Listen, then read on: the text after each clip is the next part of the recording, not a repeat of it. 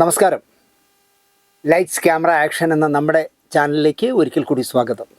ഞാൻ നിങ്ങളുടെ ശാന്തിയുള്ള ദിനേശ്.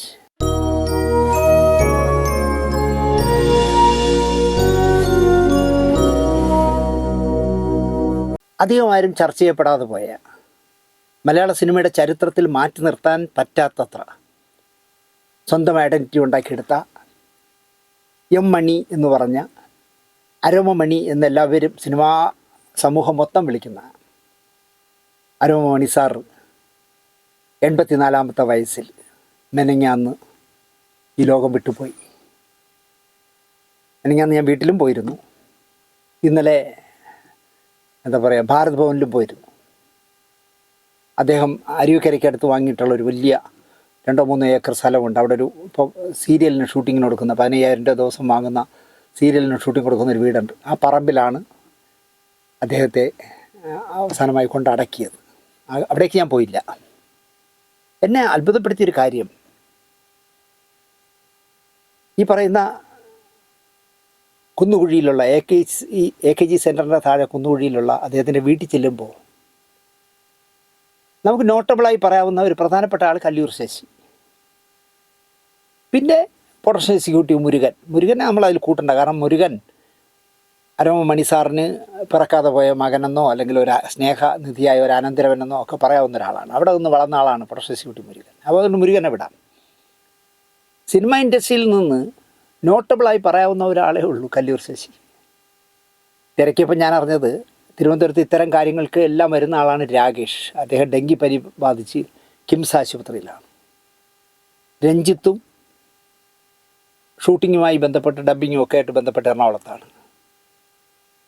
മണിസാറിൻ്റെ അനന്തരവൻ പ്രശസ്ത പ്രൊഡക്ഷൻ എക്സിക്യൂട്ടീവ് അരോ മോഹൻ ഇപ്പോൾ മോഹൻലാൽ അഭിനയിക്കുന്ന പടത്തിൻ്റെ വർക്കുമായിട്ട് എറണാകുളത്താണ്. മൊത്തത്തിൽ തിരുവനന്തപുരത്ത് ആരുമില്ല, സുരേഷ് കുമാറില്ല, ആരുമില്ല. എന്നാൽ എന്നെ അതിശയപ്പെടുത്തിയത് അദ്ദേഹത്തിൻ്റെ സിനിമകളിൽ അഭിനയിച്ച ഒരുപാട് നടീനടന്മാർ തിരുവനന്തപുരത്ത് താമസമുണ്ട്. ഒറ്റ എണ്ണം അവിടെ എങ്ങും ഞാൻ കണ്ടില്ല. അതുകൊണ്ട് തന്നെ ശശികണ്ണന് ഒറ്റപ്പെട്ട് ഇങ്ങനെ നിൽക്കുന്ന കണ്ടപ്പോൾ കുറേ നേരം ഞാനവിടെ ചിലവഴിച്ചു. പക്ഷേ ഇന്നലെ ഭാരത് ഭവനിൽ ചെല്ലുമ്പോൾ സിനിമ ഇൻഡസ്ട്രിയിൽ നിന്ന് ഒരുപാട് പേരുണ്ട്.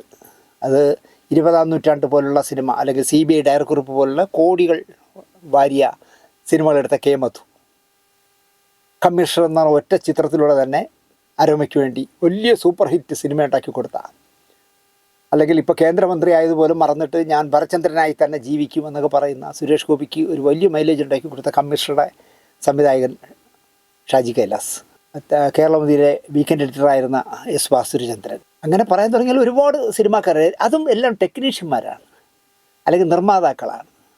രാജസേനൻ, ഒരുപാട് പേരുണ്ടായിരുന്നു. പക്ഷേ ഈ പറഞ്ഞ പോലെ തന്നെ നടീനടന്മാരുടെ ഒരു സാന്നിധ്യം, ജലജയെ കണ്ടു ഞാനവിടെ, മായ വിശ്വനാഥിനെ കണ്ടു, അങ്ങനെ ചുരുക്കം പേര് മാത്രമേ ഉണ്ടായിരുന്നുള്ളൂ. ബാക്കി ആരെയും ഞങ്ങളവിടെ കണ്ടില്ല. ഇവരൊക്കെ വിചാരിക്കുന്നത് ഇപ്പോൾ അരോമണി മരിച്ചാൽ നമ്മൾ പോണത് എന്തിനെന്നായിരിക്കാം. പക്ഷേ പിന്നെ ഞാൻ ആലോചിച്ചപ്പോൾ എനിക്കൊരു കാര്യം തോന്നി. തിരുവനന്തപുരത്ത് നടന്ന ഒരു സിനിമ ചടങ്ങുകളിലും മരണത്തിലോ ഒന്നിലും ഈ അരവും മണിസാറും പോയിട്ടില്ല. അപ്പോൾ മണിസാർ പോകാത്തടത്ത് മണിസാറിനെ അന്വേഷിച്ച് പോകേണ്ട കാര്യമില്ലല്ലോ എന്ന് വിചാരിച്ചാലും തെറ്റൊന്നും പറയാൻ പറ്റില്ല. പക്ഷേ എങ്കിൽ പോലും മലയാള സിനിമയിലെ ഏറ്റവും കൂടുതൽ സിനിമകൾ നിർമ്മിച്ച ഉദയായും മെർലാൻഡും കഴിഞ്ഞ 3-ാം സ്ഥാനത്ത് നിൽക്കുന്ന ആളാണ് അരോമണി. പക്ഷേ ആരും സുനിത പിക്ചേഴ്സിൻ്റെയോ അരോമ പിക്ചേഴ്സിൻ്റെയോ ഒക്കെ ആളായ മണിസാറിന് അർഹിക്കുന്ന അംഗീകാരം നൽകിയിട്ടില്ല. ചിലപ്പോൾ അദ്ദേഹത്തിൻ്റെ പ്രകൃതം കൊണ്ടുകൂടിയായിരിക്കാം, ആർക്കും വഴങ്ങുന്ന ഒരു സ്വഭാവക്കാരനല്ലാത്തതുകൊണ്ട് കൂടിയായിരിക്കാം. ഒരിടത്തും കേരളത്തിൽ നിന്ന് ഇറങ്ങിയ ഒരു പത്രത്തിലും അങ്ങനെ മെൻഷൻ ചെയ്തിട്ടില്ല. മലയാളത്തിൽ ഏറ്റവും കൂടുതൽ സിനിമ ചെയ്ത 3-ാമത്തെ ആൾ അരോമമണിയാണ്. പക്ഷേ ആ അർഹിക്കുന്ന അംഗീകാരം അദ്ദേഹത്തിന് ലഭിച്ചില്ല എന്ന് ലേശം വിഷമത്തോടുകൂടി ഞാൻ പറയുന്നു. ഇനി 84 വയസ്സെന്നൊക്കെ പറയുമ്പോഴേ ഞാൻ പലപ്പോഴും നമ്മുടെ പ്രോഗ്രാമിൽ പറയാറുണ്ട്, നമ്മുടെയൊക്കെ ഭാര്യമാർ ജീവിച്ചിരിക്കുമ്പോൾ ഭർത്താവായ ആൾ പോകണം.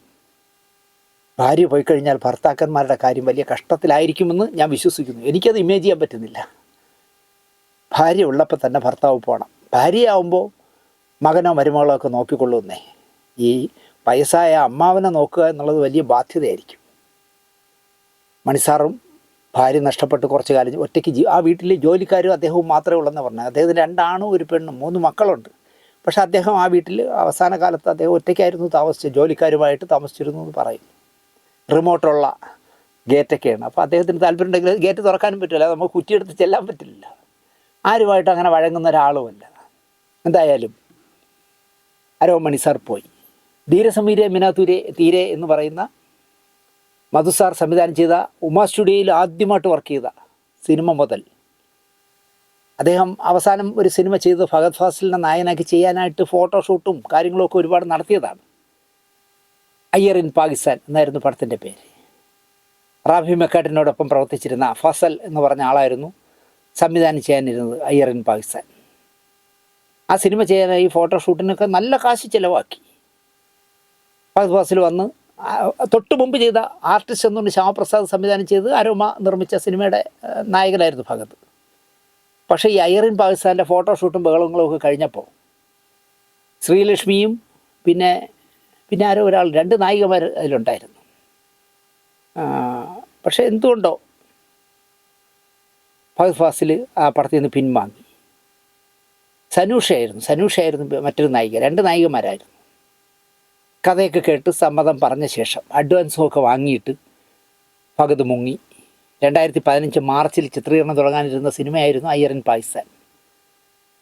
അരോമ മണി നിർമ്മാണ സംഘടനയ്ക്ക് പരാതി കൊടുത്തു. നഷ്ടപരിഹാരത്തിന് 75 ലക്ഷം രൂപ എനിക്ക് കിട്ടണമെന്ന് പറഞ്ഞ് പരാതി കൊടുത്തു.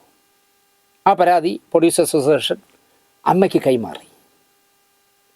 15 ലക്ഷം നൽകാമെന്നെന്തോ താരസംഘടനയായ അമ്മ മധ്യസ്ഥം വഹിച്ച് എന്തോ തീരുമാനത്തിലൊക്കെ എത്തി. പക്ഷേ അത് പിന്നെ എന്തായി എന്ന് എനിക്കറിയില്ല. ഞാൻ ആരോടും ചോദിച്ചില്ല. ചത്തപിള്ളയുടെ ജാതകം എന്തിനെന്ന് ചോദിക്കണം. അയ്യർ ഇൻ പാകിസ്ഥാൻ എന്ന് പറഞ്ഞാൽ ആ പടത്തിൽ വിവാദം ഉണ്ടായപ്പോൾ പ്രൊഡ്യൂസേഴ്സ് അസോസിയേഷനിൽ പരാതി തന്നിരുന്നല്ലോ. അതിൽ എത്ര രൂപ അദ്ദേഹം മണിസാറിന് വാങ്ങിക്കൊടുത്തു എന്ന് വേണമെങ്കിൽ ചോദിക്കാം. രഞ്ജിത്തിനോടൊക്കെ ചോദിക്കാം. ഇന്നലെ രഞ്ജിത്തുണ്ടായിരുന്നു. രഞ്ജിത്തിനോട് എനിക്ക് ചോദിക്കാം. പക്ഷേ ഞാൻ ചോദിച്ചില്ല. അത് പോട്ടെ എന്ന് പറഞ്ഞ് വിട്ടു. പക്ഷേ ആ അനുഭവം വെച്ച് അദ്ദേഹത്തിന് തോന്നിക്കാണും സ്വരം നന്നായിരിക്കുമ്പോൾ പാട്ട് നിർത്തണം എന്ന് പറഞ്ഞ പോലെ. തിരുവനന്തപുരത്ത് ടാഗോർ തിയേറ്ററിൽ ഏതോ ഒരു പ്രോഗ്രാം നടക്കുമ്പോൾ എം കൃഷ്ണൻ നായർ സാർ അടക്കം പങ്കെടുക്കുന്ന ഒരു ഫംഗ്ഷനായിരുന്നു. എന്തെന്ന് എനിക്ക് ഓർമ്മയില്ല. അദ്ദേഹത്തിൻ്റെ പേര് പറഞ്ഞ് അദ്ദേഹത്തെ സഹർഷം സ്വാഗതം ചെയ്യുന്നു പറഞ്ഞപ്പോൾ ഏതോ ഒരു കുട്ടി കൊണ്ടൊന്ന് ഇങ്ങനെ ഒരു പൂ കൊണ്ടൊന്ന് കൊടുക്കാൻ പോയപ്പോൾ ടാഗോർ തിയേറ്ററിൻ്റെ ബാൽക്കണി ഇരുന്നുകൊണ്ട് ആരോ കാലം മാറി കഥ മാറി എന്ന് വിളിച്ചു പറഞ്ഞു. വളരെ അർത്ഥവത്തായ കമൻറ്റായിരുന്നു. കൃഷ്ണൻ നായർ സാർ ചിരിച്ചു. അദ്ദേഹം അവസാനം ചെയ്ത സിനിമയുടെ പേരാണ്. പിന്നെ കൃഷ്ണൻ നായർ സാർ ഒരു പടം ചെയ്തിട്ടില്ല എന്ന് പറയുന്നത് പോലെ അരോമ മണി സാറിന് തോന്നിക്കാണും താരങ്ങളുടെ ചൊൽപ്പടിക്ക് മലയാള സിനിമ മാറിയതുകൊണ്ട് നിർമ്മാതാക്കൾ കാശ് മുടക്കുന്നവന് അർഹതപ്പെട്ട അംഗീകാരം കിട്ടണം എന്ന് പറയുന്ന കാലഘട്ടം മാറുന്നതുകൊണ്ട് സ്വരം നന്നായിരിക്കുമ്പോൾ പാട്ട് നിർത്തുന്നു എന്ന് പറഞ്ഞ പോലെ അദ്ദേഹം സിനിമാ നിർമ്മാണം നിർത്തി.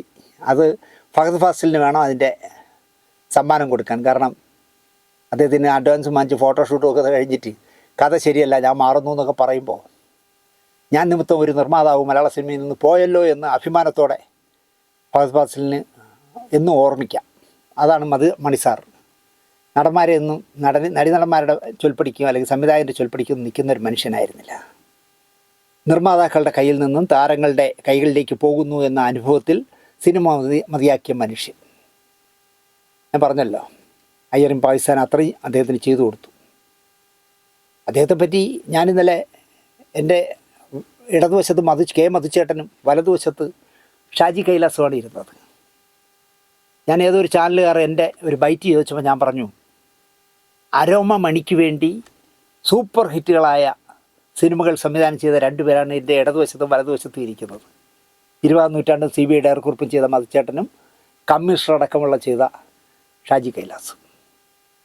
അപ്പോൾ എൻ്റെ മധുച്ചേട്ടൻ ഇന്നലെ പറയായിരുന്നു, ദിനേശേ ഒരു പടത്തിൻ്റെ വർക്ക് നടക്കുമ്പോൾ നമ്മൾ ചാർട്ട് ചെയ്ത് ഷൂട്ടിംഗ് തുടങ്ങുമ്പോൾ പറയുകയാണ് 28-ാം തീയതി ഏത് മാസമാവട്ടെ 28-ാം തീയതി നമ്മുടെ പടത്തിൻ്റെ പാക്കപ്പ് ആവും എന്ന് പറഞ്ഞ് ചാർട്ട് ചെയ്ത് ഷൂട്ടിംഗ് തുടങ്ങിക്കഴിഞ്ഞാൽ അങ്ങനെ ഒരു കാര്യത്തിലും ഇടപെടില്ല. വന്നാൽ തന്നെ എവിടെയെങ്കിലും ഒളിച്ചു നിന്ന് നോക്കുമ്പോൾ എവിടെയെങ്കിലും അങ്ങ് നിൽക്കും, എന്നിട്ട് അങ്ങനെ പോകും. അല്ല ഷൂട്ടിങ്ങിനിടയിൽ കയറി വരയുക, എത്ര സീൻ എന്നെടുത്തു, ഇന്നലെ എത്ര സീൻ മുടങ്ങി, അതൊന്നും ചോദിക്കില്ല. ആവശ്യമില്ലാത്ത ഒരു കാര്യത്തിലും അദ്ദേഹം കൈയിടത്തില്ല. പക്ഷേ അദ്ദേഹം ചെയ്യുന്നൊരു പരിപാടിയുണ്ട്. 28-ാം തീയതി പാക്കപ്പാണെന്ന് പറഞ്ഞാൽ 27-ാം തീയതി അദ്ദേഹം വന്നിറങ്ങി കാര്യങ്ങളൊക്കെ പറഞ്ഞ് പോകുന്നതിന് മുമ്പ് സംവിധായകനെ പതുക്കെ വിളിച്ചോണ്ട് പോയിട്ട് കാറിൻ്റെ ഡിക്കി തുറന്നിട്ട് ഒരു കാഴ്ച കാണിച്ചു കൊടുക്കും. കാരണം ഷൂട്ടിംഗ് തീരുമ്പോൾ ഉടയ്ക്കാനുള്ള കുമ്പളങ്ങ 26-ാം തീയതി വാങ്ങി കാറിലിട്ടിരിക്കുകയാണ്.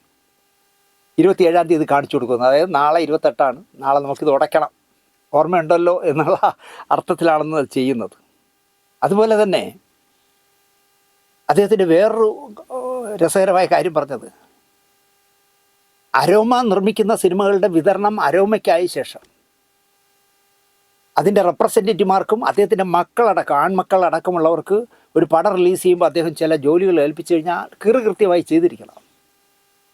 അപ്പോൾ ഇപ്പോൾ ഒരു ഉദാഹരണത്തിന് കമ്മീഷണർ ഇറങ്ങിയെന്ന് വെച്ചോളൂ, അല്ലെങ്കിൽ CBI ഡയറക്ടർ ഇറങ്ങിയെന്ന് വെച്ചോളൂ.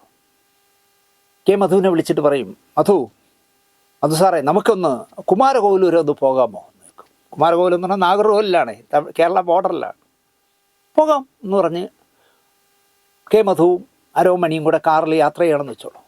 പലതും സംസാരിച്ച് പോകും. പക്ഷേ ഒരിക്കലും മണി സാർ കെ മധുവിൻ്റെ മുഖത്ത് നോക്കില്ല എന്ന്. പകരം കാർ ഓടിക്കൊണ്ടിരിക്കുമ്പോൾ റോഡിൻ്റെ 2 സൈഡിലും മതിലാണ് നോക്കിക്കൊണ്ട് പോകുന്നത്. അതായത് ഈ പറഞ്ഞ മെനഞ്ഞാന്ന് റിലീസ് ചെയ്ത പടം CBI ഡയറക്ടർ എന്ന് വെച്ചോളൂ.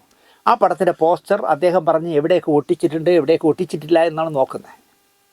അങ്ങനെ ഓടിച്ച് കുമാരകോവിലെത്തി കാറിൽ നിന്ന് ഇറങ്ങിക്കഴിഞ്ഞാൽ അപ്പോൾ അദ്ദേഹത്തിൻ്റെ മക്കളായാലും ആൺമക്കളായാലും ശരി, അല്ലെങ്കിൽ അതിൻ്റെ റെപ്രസെൻറ്റേറ്റീവ്മാരായാലും ശരി, വിളിച്ചിട്ട് ലെഫ്റ്റ് റൈറ്റ് അടിച്ച് വഴക്ക് പറയുമെന്നാണ് പറയുന്നത്.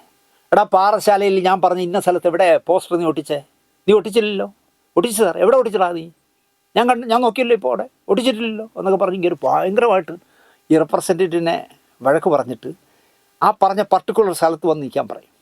എന്നിട്ട് കുമാരകോവിലിൽ തൊഴുതിട്ട് തിരിച്ചു വരുമ്പോൾ കാർ അവിടെ കൊണ്ട് നിർത്തിയിട്ട് കാറിൻ്റെ ഡിക്കി തുറന്നു കൊടുക്കും. ആ പോസ്റ്റർ എടുത്ത് ഒട്ടിക്കുന്നു പറയും. അദ്ദേഹം പോസ്റ്ററും പശയും അടക്കം കാറിൽ വെച്ചുകൊണ്ടാണ് യാത്ര ചെയ്യുന്നത്. ആലോചിച്ചു, ഇങ്ങനെയാണ് പടം പ്രൊഡ്യൂസ് ചെയ്യേണ്ടതെന്ന് മലയാളിയെ പഠിപ്പിച്ച മനുഷ്യൻ. അദ്ദേഹത്തിൻ്റെ മക്കളെ എന്നല്ല, മലയാള സിനിമയെ പഠിപ്പിച്ച മനുഷ്യനായിരുന്നു അരോമണി സാർ. അതുപോലെ 20-ാം നൂറ്റാണ്ട് എന്ന് പറഞ്ഞ പണമാരി പടം ഉണ്ടല്ലോ, സാഗർ ഏലിയാസ് ജാക്കി. ഞാനതിൻ്റെ പത്രപ്രവർത്തകനായിട്ട് അമൃത ഹോട്ടലിൽ ഷൂട്ടിംഗ് നടക്കുമ്പോൾ അംബിക ലിഫ്റ്റ് കയറി പോകുമ്പോൾ മോഹൻലാലിൻ്റെ കൂടെ കയറി പോകുന്ന ആ സീൻ എടുക്കുമ്പോൾ ഞാൻ പത്രപ്രവർത്തകനായിട്ട് അവിടെ ഉണ്ട്. ഷൂട്ട് ചെയ്യുമ്പോൾ ഇറങ്ങി ലിഫ്റ്റ് വന്ന് നിൽക്കുമ്പോൾ മോഹൻലാൽ ഇറങ്ങും, പേരെന്താന്ന് ചോദിക്കുമ്പോൾ പറയുമല്ലോ സാഗർ ഏലിയാസ് ജാക്കി എന്ന്. എന്താ ജോലി എന്ന് ചോദിക്കുമ്പോൾ ബിസ്ക്കറ്റ് കച്ചവടമാണ്.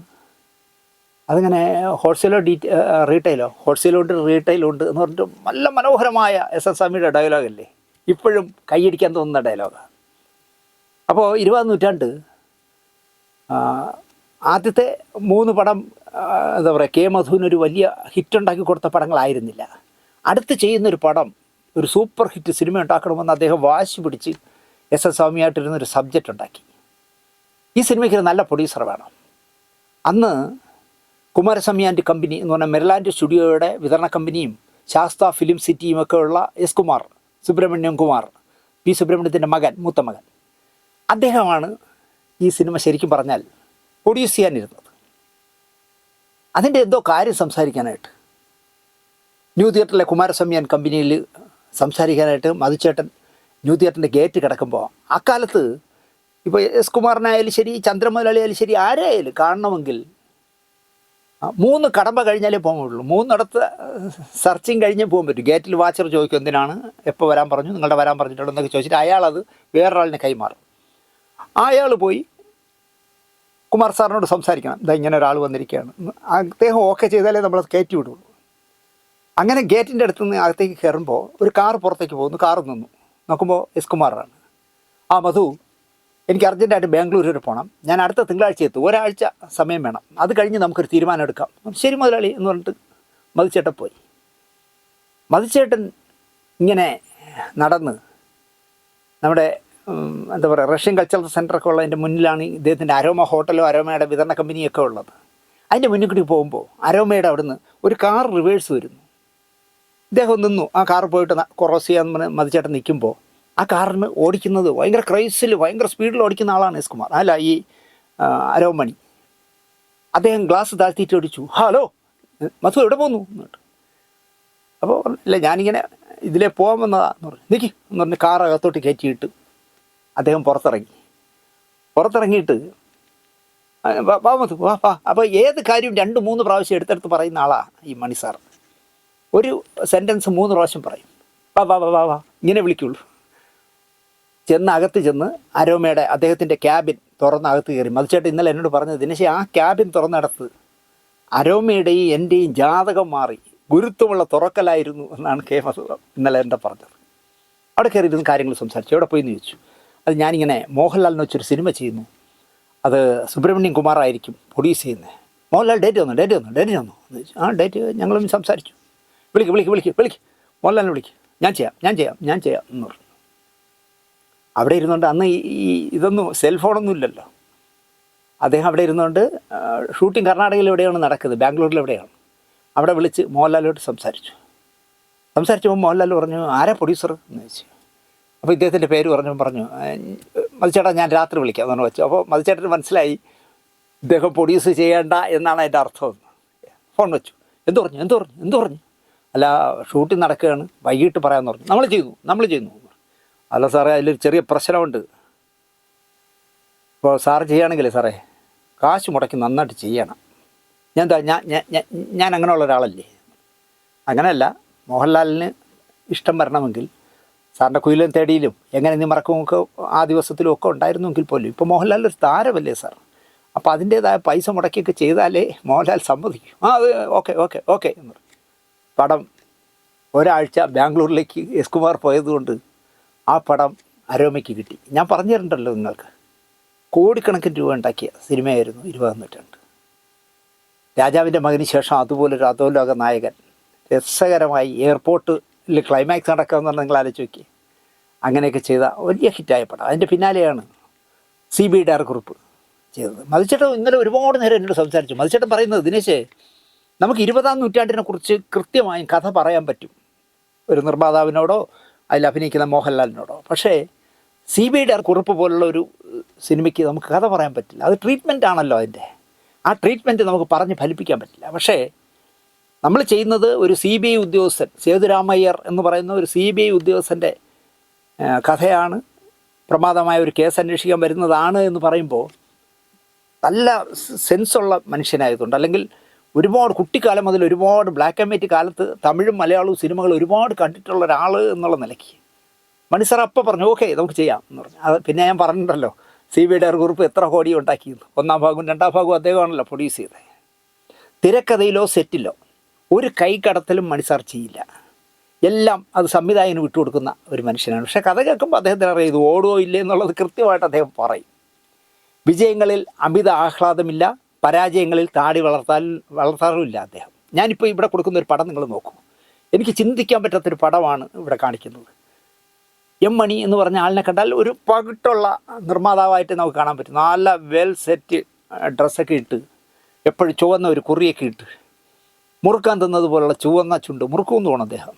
പിന്നെ ഗോൾഡ് ഫ്രെയിമുള്ള ഒരു കണ്ണട വെച്ച സുസ്മേരവദനായി നടക്കുന്ന ഭയങ്കര സ്പീഡിൽ ആക്ഷനുള്ള ഒരു മനുഷ്യനായിട്ട് നമുക്ക് കാണാൻ പറ്റും. ആ മനുഷ്യൻ ജീവിത സായാഹ്നത്തിൽ ഒറ്റപ്പെട്ടു പോകുമ്പോൾ നരച്ച താടി വളർത്തി, സത്യത്തിൽ അദ്ദേഹം ഇന്നലെ പെട്ടിക്കകത്ത് കിടക്കുന്നത് കണ്ടപ്പോൾ എനിക്ക് മണിസാറാണെന്നും മനസ്സിലായില്ല. ഇപ്പോൾ ആശുപത്രിയിൽ എവിടെയെങ്കിലും ഒരു മോർച്ചറിയിലാണ് മണിസാർ കിടന്നിരുന്നെങ്കിൽ എനിക്ക് മനസ്സിലാവേ ഇല്ല. കാരണം ഇങ്ങനെ മണിസാറിൻ്റെ ഒരു മുഖം എൻ്റെ മനസ്സിലില്ലായിരുന്നു. ഞാൻ ആ ഫോട്ടോ നിങ്ങൾ നോക്കി നോക്കൂ. മണിസാറിൻ്റെ ഇങ്ങനൊരു മുഖം എൻ്റെ മനസ്സിലില്ലായിരുന്നു. പാവം. പത്മരാജൻ സംവിധാനം ചെയ്ത തിങ്കളാഴ്ച നല്ല ദിവസം, കള്ളംപൗത്രൻ, 2 സിനിമയും അതിൽ എനിക്ക് തോന്നുന്നു കള്ളംപൗത്രൻ തിയേറ്ററിൽ തന്നെ ലാഭം ഉണ്ടാക്കിയ പടമായിരുന്നു.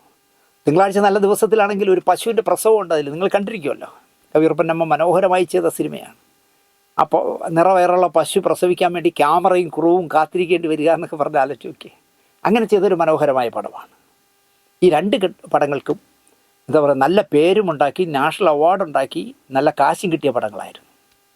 ആകസ്മികമായി പത്മരാജൻ സാർ മരിച്ചപ്പോൾ അനുശോചനം അറിയിക്കാനായി ചെന്ന അരോമണി സാർ പോകാൻ നേരം പത്മരാജ സാറിൻ്റെ മകൻ അനന്ത പത്മനാഭനോട് ഒരു ഡയലോഗ് പറഞ്ഞു.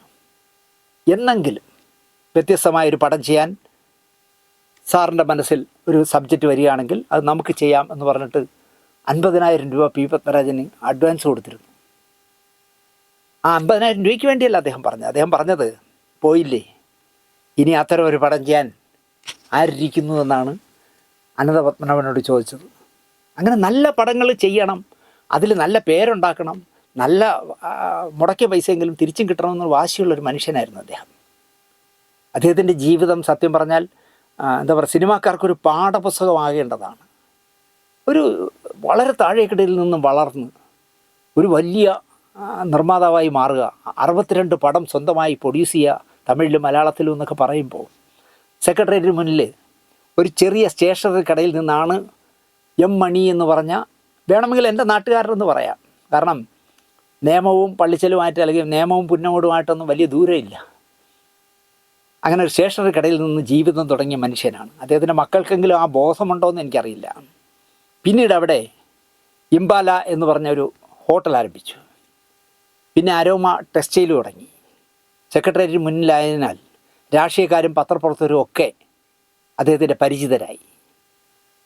തിരുവനന്തപുരത്ത് നാഷണൽ ഹൈവേയിൽ വെടിവെച്ചാങ്കോവിൽ എന്ന് പറഞ്ഞൊരു സ്ഥലമുണ്ട്. പ്രശസ്തമായ വണ്ടികളിൽ പോകുന്നവരിങ്ങനെ പൈസ എറിഞ്ഞു കൊടുക്കുമായിരുന്നു മുമ്പ്. ഇപ്പോൾ അങ്ങനെയല്ല. ഇപ്പോൾ 6 വരി പാതയായപ്പോൾ റോഡിൻ്റെ നടുക്ക് ആൾ നിൽപ്പുണ്ട്. ആ ക്ഷേത്രത്തിലെ ജോലിക്കാർ അവരൊരു പാത്രം ഇങ്ങനെ നീട്ടും നമ്മൾ സിഗ്നലിൽ വണ്ടി നിൽക്കുമ്പോൾ. അപ്പോൾ നമ്മൾ 5 രൂപയോ 10 രൂപയോ ഇട്ടാൽ അവരൊരു പൊതി പേപ്പർ പൊതിഞ്ഞ ഭസ്മം അവിടുത്തെ പ്രസാദം തരും. എന്നിട്ട് പടാം പടാം പടാം പടാം എന്ന് വിളിച്ചു മൈക്ക് കൂടെ വിളിച്ചു പറയും ഇത്ര വെടിയെന്ന്. 6 ഇരട്ട 6 ഒറ്റ എന്നൊക്കെ പറഞ്ഞ് വിളിച്ചു പറയുമ്പോൾ അതിനൊരു കെട്ടറ കിട്ടിയിട്ടുണ്ട്. അതിനകത്ത് ഭയങ്കര ശബ്ദത്തിലൊക്കെ ഈ മുറിക്കകത്ത് വെടിവെക്കുന്നുണ്ട്. ഈ വെടിവെച്ചാങ്കുലിൻ്റെ മുന്നിലൂടെ റൈറ്റിലേക്ക് പുന്നമുട്ടിലേക്ക് പോകുന്ന റോഡുണ്ട്. ആ റോഡിൻ്റെ ഒരു പ്രത്യേകത എന്താണെന്ന് ചോദിച്ചാൽ വിചിത്രമായ രുചികരമായ ഒരുപാട് അരിപ്പലഹാരങ്ങൾ ഉണ്ടാക്കി വിൽക്കുന്ന ഒരു സമുദായക്കാരാണ് അവിടെ ജീവിക്കുന്നത്. റോഡിൻ്റെ 2 സൈഡിലും വിനായക മുറുക്കുകട, ശ്രീ മുരുക മുറുക്കുകട, ശ്രീ ഗണപതി മുറുക്കുകട എന്നൊക്കെ പറഞ്ഞാൽ അവിടെ ഒരു ശ്രീ ഗണപതി സ്റ്റാളുണ്ട്. അവിടെ ഞാൻ സ്ഥിരം പോയി വാങ്ങുന്ന ആളാണ്. ആ റൂട്ടിൽ എവിടെയെങ്കിലും പോകണമെങ്കിൽ ഞാൻ നേരെ അവിടെ കൊണ്ട് നിർത്തി ഒരു ചുറ്റ് പക്കവടയും ഒരു 10 അച്ചപ്പവും ഒരു 5 മുറുക്കും എന്ന് പറഞ്ഞ എല്ലാം കൂടെ വാങ്ങിച്ചാൽ ഒരു 100-300 രൂപയ്ക്ക് വാങ്ങിച്ചാൽ നമുക്കൊരു മാസം രാവിലെ ചായ കുടിക്കാൻ, ഞങ്ങൾക്ക് വീട്ടിൽ 3 പേർക്ക് 4 പേർക്ക് രാവിലെ ചായ കുടിക്കാൻ ഒരു പ്രശ്നമില്ല. അതിൽ നിന്ന് ഒരു കഷ്ണം എടുത്ത് കഴിക്കാം. നല്ല രുചികരമായ പാരമ്പര്യമായി ഉണ്ടാക്കുന്നതിൻ്റെ ഒരു മഹത്വമുള്ള സ്ഥലമാണ്. അവരുടേതാണ് ഈ പറഞ്ഞ ഈ പലഹാരങ്ങൾ ഉണ്ടാക്കി വിൽക്കുന്ന ഇവരുടെ വകയാണ് ഈ വെടിവെച്ചാങ്കോൽ ദേവീക്ഷേത്രം. അതുപോലെ തന്നെ അതിൻ്റെ അടുത്ത് വിനായക എന്ന് പറഞ്ഞൊരു കല്യാണ മണ്ഡപമുണ്ട്. എൻ്റെ അനുജൻ്റെ മകളുടെ കല്യാണമൊക്കെ അവിടെയായിരുന്നു. ഇവരുണ്ടാക്കി വിൽക്കുന്ന മുറുക്കും നെയ്യപ്പവും പക്കാവടയും അച്ചപ്പവും കളിയുടക്കിയും മുന്തിരിക്കൊത്തും കാരച്ചവും മിക്സറും ഉണ്ണിയപ്പവും ഒക്കെ മധുരസേവയും ഒക്കെ തിരുവനന്തപുരത്ത് പ്രശസ്തമാണ്. എനിക്ക് ഇതിൻ്റെയൊക്കെ പേരുകൾ സിന്ധുവാണ് പറഞ്ഞു തന്നത്. കാരണം സ്ഥിരം വാങ്ങുന്ന സിന്ധുവാണ്. ഉത്സവങ്ങൾക്കും വിവാഹ ആവശ്യങ്ങൾക്കൊക്കെ. അതുപോലെ തന്നെ ഈ പെൺകുട്ടി ഗർഭിണിയായാൽ അവളെ ഗർഭിണിയാണെന്ന് അറിയിക്കാൻ പോകുന്ന 7 മാസമായെങ്കിൽ 7 എണ്ണം പലഹാരം, 9 മാസമായെങ്കിൽ 9 തരം പലഹാരമൊക്കെ ആയിട്ട് പോയിട്ടില്ലേ പെൺകുട്ടിയെ വിളിച്ചോണ്ട് വരണേ. ഇതിനൊക്കെയുള്ള പലഹാരങ്ങൾ നമ്മളിവിടെ പോയി ബുക്ക് ചെയ്താൽ നമുക്ക് കൃത്യമായിട്ട് അവർ പാക്ക് ചെയ്ത് നമുക്ക് തരും. ഇവരുടെ കുടുംബത്തിൽ മാധവൻ പിള്ളയുടെയും തായമ്മാളിൻ്റെയും മകനായാണ് എം മണിസാറിൻ്റെ ജനനം. ഭാര്യയുടെ പേര് കൃഷ്ണമ്മ. എനിക്ക് തോന്നുന്നു 2-3 വർഷം മുമ്പ് അവർ മരിച്ചു. മക്കൾ സുനിൽകുമാറിനെ നിങ്ങൾക്ക് അറിയാമായിരിക്കും. കോട്ടയം കുഞ്ഞച്ചൻ എന്ന് പറഞ്ഞ സിനിമയിലെ ഹൃദയവനിയിലെ നായികയോ എന്നുള്ള പാട്ട് സ്റ്റേജിൽ നിന്ന് പാടുന്നത് മണിസാറിൻ്റെ മകനാണ്, സുനിലാണ്. അയാളെ കുമാർ എന്നാണ് എല്ലാവരും വിളിക്കാറ്. ഇപ്പോൾ അകാല നരയൊക്കെ ഇട്ട് അവിടെ ഇരിക്കുന്നുണ്ട്. എനിക്ക് പരിചയമില്ലാത്തതുകൊണ്ട് ഞാൻ പോയി എന്ത് പറയാനെന്നേ. 84 വയസ്സായ മനുഷ്യൻ അച്ഛൻ ഇപ്പോൾ പോകാൻ പാടില്ലായിരുന്നു എന്ന് പറയാൻ പറ്റുമോ? നിങ്ങൾക്ക് സുഖമാണോ എന്ന് ചോദിക്കാൻ പറ്റുമോ? അതുകൊണ്ട് ഞാൻ ഒന്നും അദ്ദേഹത്തെ പരിചയം കാണിച്ചില്ല. അപ്പോൾ സുനിൽകുമാർ, സുനിത സുബ്രഹ്മണ്യം, പിന്നെ അനിൽകുമാർ, 3 മക്കളാണ് അദ്ദേഹത്തിന്. 2 ആണും 1 പെണ്ണും. തിരുവനന്തപുരത്ത് പഴവങ്ങാടിക്കും ഓവർബ്രിഡ്ജിനും ഇടയിൽ ശ്രീ ചിത്ര ഹോമിൻ്റെ എതിർവശത്ത് ഹോട്ടൽ സംഗീത് എന്ന് പറഞ്ഞ അദ്ദേഹത്തിന് വേറൊരു ഹോട്ടലുണ്ടായിരുന്നു. അരോമ എന്ന് പറഞ്ഞൊരു ഹോട്ടലും ഉണ്ടായിരുന്നു. എം മണിയുടെ മോഹം എന്നെങ്കിലും ഒരു സിനിമ നിർമ്മിക്കണം ഈ ഹോട്ടൽ ബിസിനസ്സൊക്കെ നടത്തുമ്പോൾ. ഞാൻ ഈ സംഗീത ഹോട്ടലിൽ കയറി നല്ല രസമുള്ള ദോശയും ചമ്മന്തിയൊക്കെ കഴിച്ചിട്ടുണ്ട്. അത് കഴിക്കുന്നതിൻ്റെ ഒരു പ്രധാന കാര്യം എന്താണെന്ന് വെച്ചാൽ ഈ ധീരസമീര യമുന തീരെ കൈതപ്പൂ എന്ന് തോന്നുന്നു ആ പടങ്ങളൊക്കെ ഇദ്ദേഹം നിർമ്മിക്കുന്ന കാലത്ത് അവിടെ ഡിസ്പ്ലേ ചെയ്തിട്ടുണ്ട്. ഇങ്ങനെ ഒരു വളഞ്ഞ കൗണ്ടറൊക്കെയാണ്. ആ ഡിസ്പ്ലേ കാണാൻ വേണ്ടി അവിടെ കയറി ചായ കുടിക്കുമായിരുന്നു പഠിക്കാൻ വരുന്ന കാലത്ത്. അപ്പോൾ അദ്ദേഹത്തിൻ്റെ ഒരു സുഹൃത്താണ് തനിനിറം പത്രത്തിൻ്റെ എഡിറ്ററായ സാഹിത്യകാരനായ ചേരി വിശ്വനാഥപിള്ള. അപ്പോൾ ചേരി സാറിനോട് എം മണി തൻ്റെ ആഗ്രഹം പറഞ്ഞു, എനിക്കൊരു സിനിമ നിർമ്മിക്കണം. ഒരു നാൾ ചേരി വിശ്വനാഥപിള്ള മധു സാറിനെയും കൂട്ടി അരോമ ഹോട്ടലിൽ ചെന്നു. അപ്പോൾ ഉമാ സ്റ്റുഡിയോ വള്ളൈക്കടവിൽ കെട്ടിക്കൊണ്ടിരിക്കുന്ന സമയമാണ്. ചെന്ന് കാര്യങ്ങളൊക്കെ സംസാരിച്ചു. അപ്പോൾ ആ സംസാരത്തിനിടയിൽ ചായയൊക്കെ കുടിക്കുന്നതിനിടയിൽ ചേരി ഒരു കഥ പറഞ്ഞു. മധു സാർ പറഞ്ഞു, കൊള്ളാം, ഈ കഥ നമുക്ക് സിനിമയാക്കാം, മണിക്ക് വേണ്ടി ഈ സിനിമ ചെയ്യാം. അങ്ങനെ ചേരി വിശ്വനാഥപിള്ള തന്നെ ആ പടത്തിന് കഥയും തിരക്കഥയും എഴുതി. സംവിധാനം ചെയ്യുന്ന മധു സാറിൻ്റെ ഉമാ സ്റ്റുഡിയോയിലാണ് ചിത്രീകരിക്കുന്നത്. ആദ്യമായിട്ട് ഉമാ സ്റ്റുഡിയോയിൽ ചിത്രീകരിക്കുന്ന സിനിമ സുനിത പ്രൊഡക്ഷൻസിൻ്റെ സിനിമയാണ്. ധീരസമീര യമുന തീരെ എന്നായിരുന്നു പടത്തിൻ്റെ പേര്. മധുസാറ് ഇരട്ട വേഷത്തിലായിരുന്നു. വിധുബാല, ഉണ്ണിമേരി, തെക്കുറിശി, ശങ്കരാടി, KPS ലളിത, TP മാധവൻ, കവിയൂർ പൊന്നമ്മ, KPS സണ്ണി, മണവാളൻ ജോസഫ്, ആലുമൂടൻ തുടങ്ങി ഒരു വലിയ താരനിരയുള്ള സിനിമയായിരുന്നു. ONV കുറുപ്പ് സാർ എഴുതിയ പാട്ടുകൾക്ക് ശ്യാമായിരുന്നു സംഗീതം. ശ്യാമാണ് അരോമയുടെ അല്ലെങ്കിൽ സുനിത പ്രൊഡക്ഷൻസിൻ്റെ ലക്കി മ്യൂസിക് ഡയറക്ടർ. ശ്യാമ മലയാള സിനിമയിൽ വരുന്നത് മധുസാറിലൂടെയാണല്ലോ. അങ്ങനെയാണ് അരോമണി പരിചയപ്പെടുന്നത്. രാജഗോപാലായിരുന്നു ഛായാഗ്രഹണം. 1977 ജനുവരി 21 ധീരസമീര യമുന തീരെ തിയേറ്ററിലെത്തി. പിറ്റേ വർഷം 1978 അരോമയുടെ അടുത്ത ചിത്രം കൈതപ്പൂ മധുസാറിൻ്റെ ഉമാ സ്റ്റുഡിയോയും അരോമമണിയുടെ സുനിത പ്രൊഡക്ഷൻസും ചേർന്നായിരുന്നു കൈതപ്പൂ നിർമ്മിക്കാൻ തീരുമാനിച്ചത്. ഉമ ആൻഡ് സുനിത കമ്പൈൻസ് എന്നായിരുന്നു ബാനർ. മധുസാറിൻ്റെ മകളുടെ പേരാണ് ഉമ എന്ന് നിങ്ങൾക്കറിയാമെന്നാണ് എൻ്റെ വിശ്വാസം. മണിയുടെ മകളുടെ പേരാണ് സുനിത എന്ന് ഞാൻ നേരത്തെ പറഞ്ഞല്ലോ. തിരക്കഥ ജോർജ് ഓണക്കൂർ, നമ്മുടെ ഉൾക്കടലൊക്കെ എഴുതിയ ജോർജ് ഓണക്കൂർ. ശ്രീകുമാരൻ നബിയുടെ പാട്ടുകൾ, ശ്യാമാണ് സംഗീതം. 1978 ജനുവരി 20 കൈതപ്പൂ റിലീസായി. മധുസാറിനെ കൂടാതെ റാണിചന്ദ്ര, പ്രതാപേന്ദ്രൻ, സുധീർ, കുതിരവട്ടം പപ്പു, മണവാളൻ ജോസഫ്, ബേബി സുമതി, മീന, ആറന്മുള പൊന്നമ്മ, ആനന്ദവല്ലി തുടങ്ങി കുറേ താരങ്ങൾ കൈതപ്പൂവിലുണ്ടായിരുന്നു. ശരിക്കും കൈതപ്പൂവിൻ്റെ സംവിധായകൻ എന്ന് പറയുന്നത് ശങ്കരൻ നായരായിരുന്നു. നമ്മളെ മദനോത്സവമൊക്കെ ചെയ്ത ശങ്കരൻ നായർ.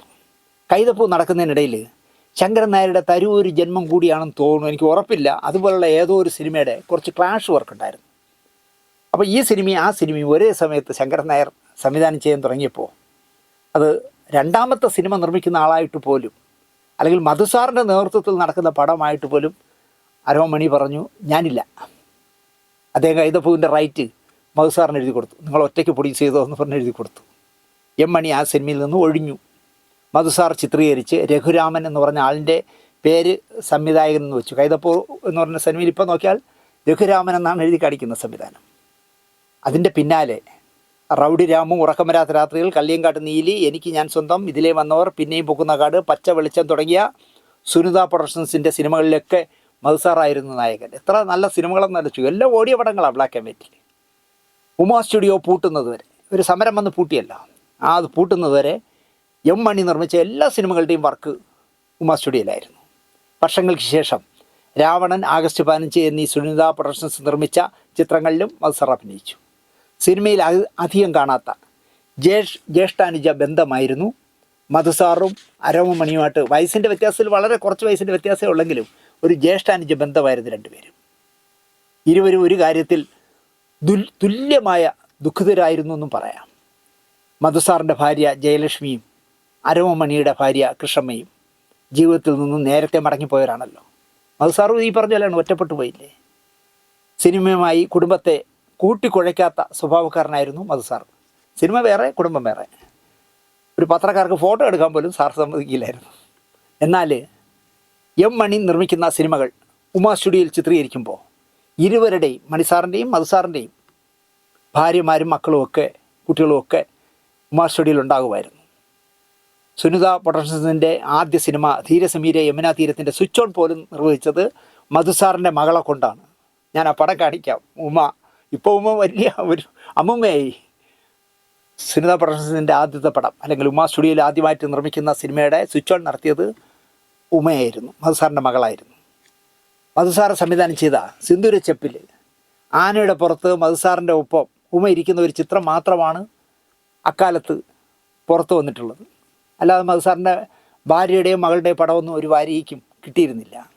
പിന്നെ മധുസാർ പിതൃ തുല്യനായി കാണുന്ന പി സുബ്രഹ്മണ്യത്തിൻ്റെ സ്വാമി അയ്യപ്പൻ എന്ന് പറഞ്ഞ പ്രശസ്തമായ സിനിമ നടക്കുമ്പോൾ മെർലാൻഡിൽ ഒരു ഗസ്റ്റ് റോൾ ചെയ്തിട്ടുണ്ട് സാറ്. ഒരു അമ്പലത്തിൽ ശബരിമലയിൽ നിന്ന് ക്ലീൻ ഷേവൊക്കെ ചെയ്ത മധുസാർ, താടിയൊന്നും ഒടിച്ചിട്ടില്ല, ചിരിച്ചോണ്ട് നിന്ന് അയ്യപ്പനെ തൊഴുന്ന ഒരു ഷോട്ടുണ്ട്. അതിൽ സാറിൻ്റെ വലതുവശത്ത് ഉമ നിൽപ്പുണ്ട്.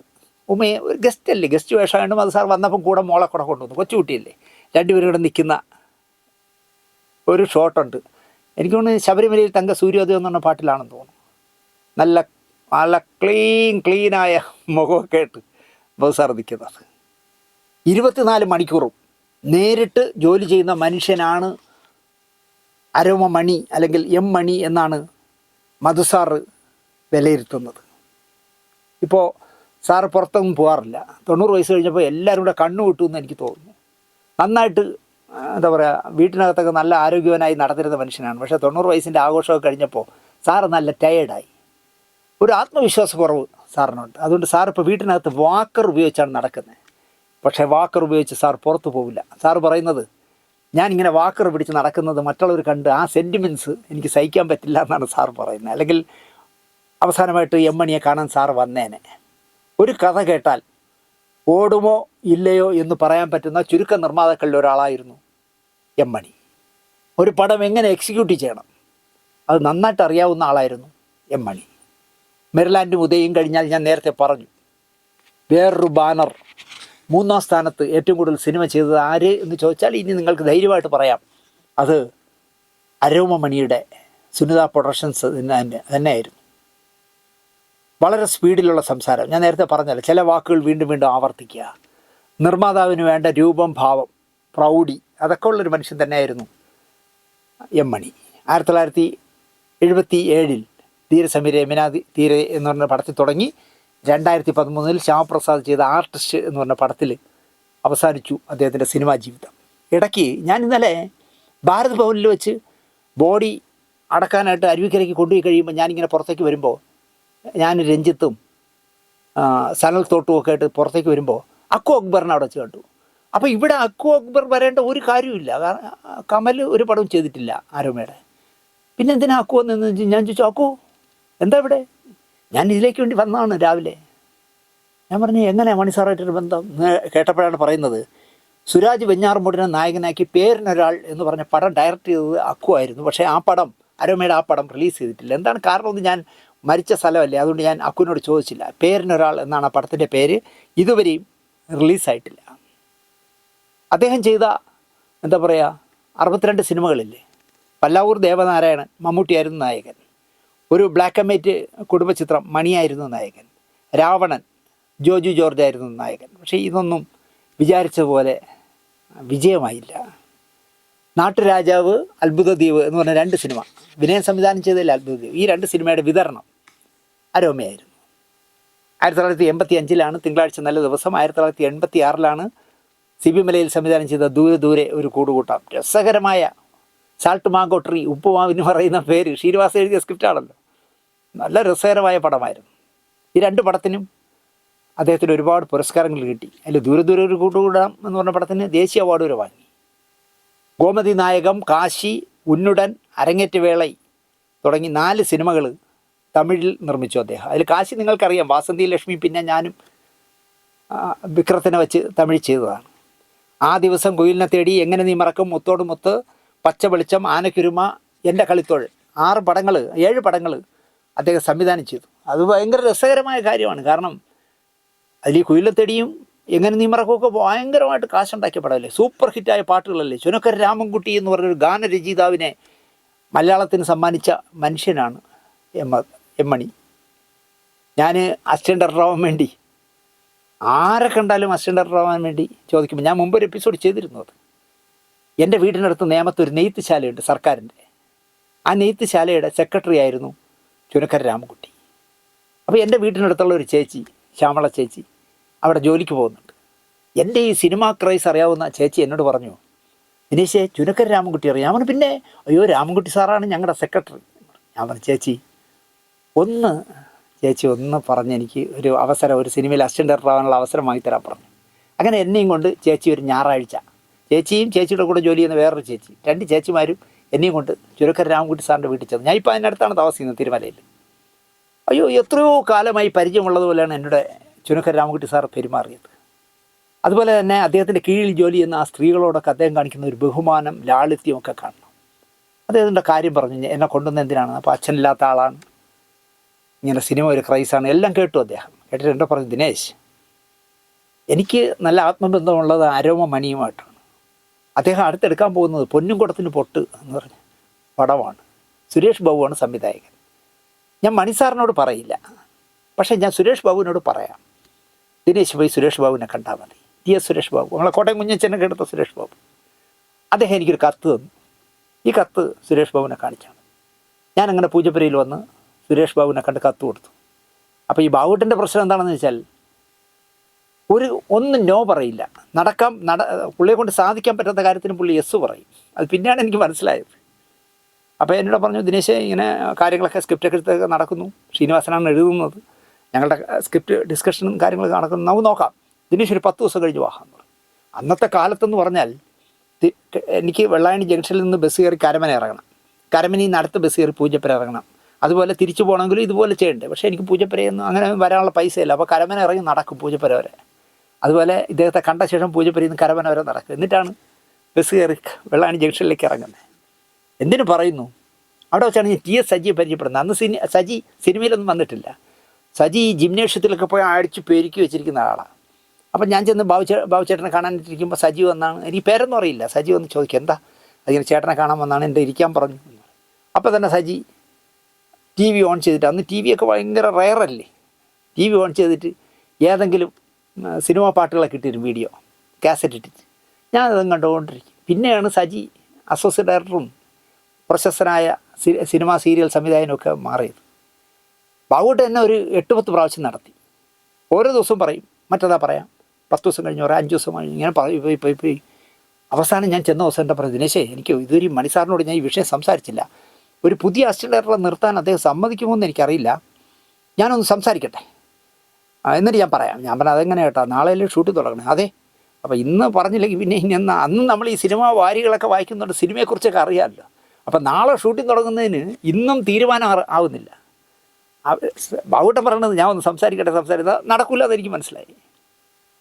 ഞാൻ പറഞ്ഞു, ചേട്ടാ അതങ്ങ് പറഞ്ഞാൽ പറയായിരുന്നു, ഞാൻ ഈ 8-10 പ്രാവശ്യം ഇങ്ങനെ കയറി ഇറങ്ങില്ലേ, ചുനക്കരൻ രാമൻകുട്ടി സാറിൻ്റെ ഒരു കത്ത് കൊണ്ടുവന്നാൽ ഇത്തിരി വില ഉണ്ടാവുമെന്ന് ഞാൻ വിചാരിച്ചു. അയ്യോ അങ്ങനെ നല്ല ദിനേശ് എന്നൊക്കെ പറഞ്ഞു. ഞാൻ ശരി, അടുത്ത പടം വരുമ്പോൾ നമുക്ക് കാണാം ദിനേശ്. അത് ആദ്യമേ പറഞ്ഞാൽ മതിയായിരുന്നു, പറഞ്ഞില്ല. ഇങ്ങനെ എത്ര അനുഭവങ്ങളുണ്ടെന്നറിയാം എനിക്ക്. പക്ഷേ ഇപ്പോഴും ബാബുട്ടൻ എനിക്ക് വേണ്ടപ്പെട്ട എൻ്റെ ഒരു ജ്യേഷ്ഠ സഹോദരൻ തന്നെയാണ്.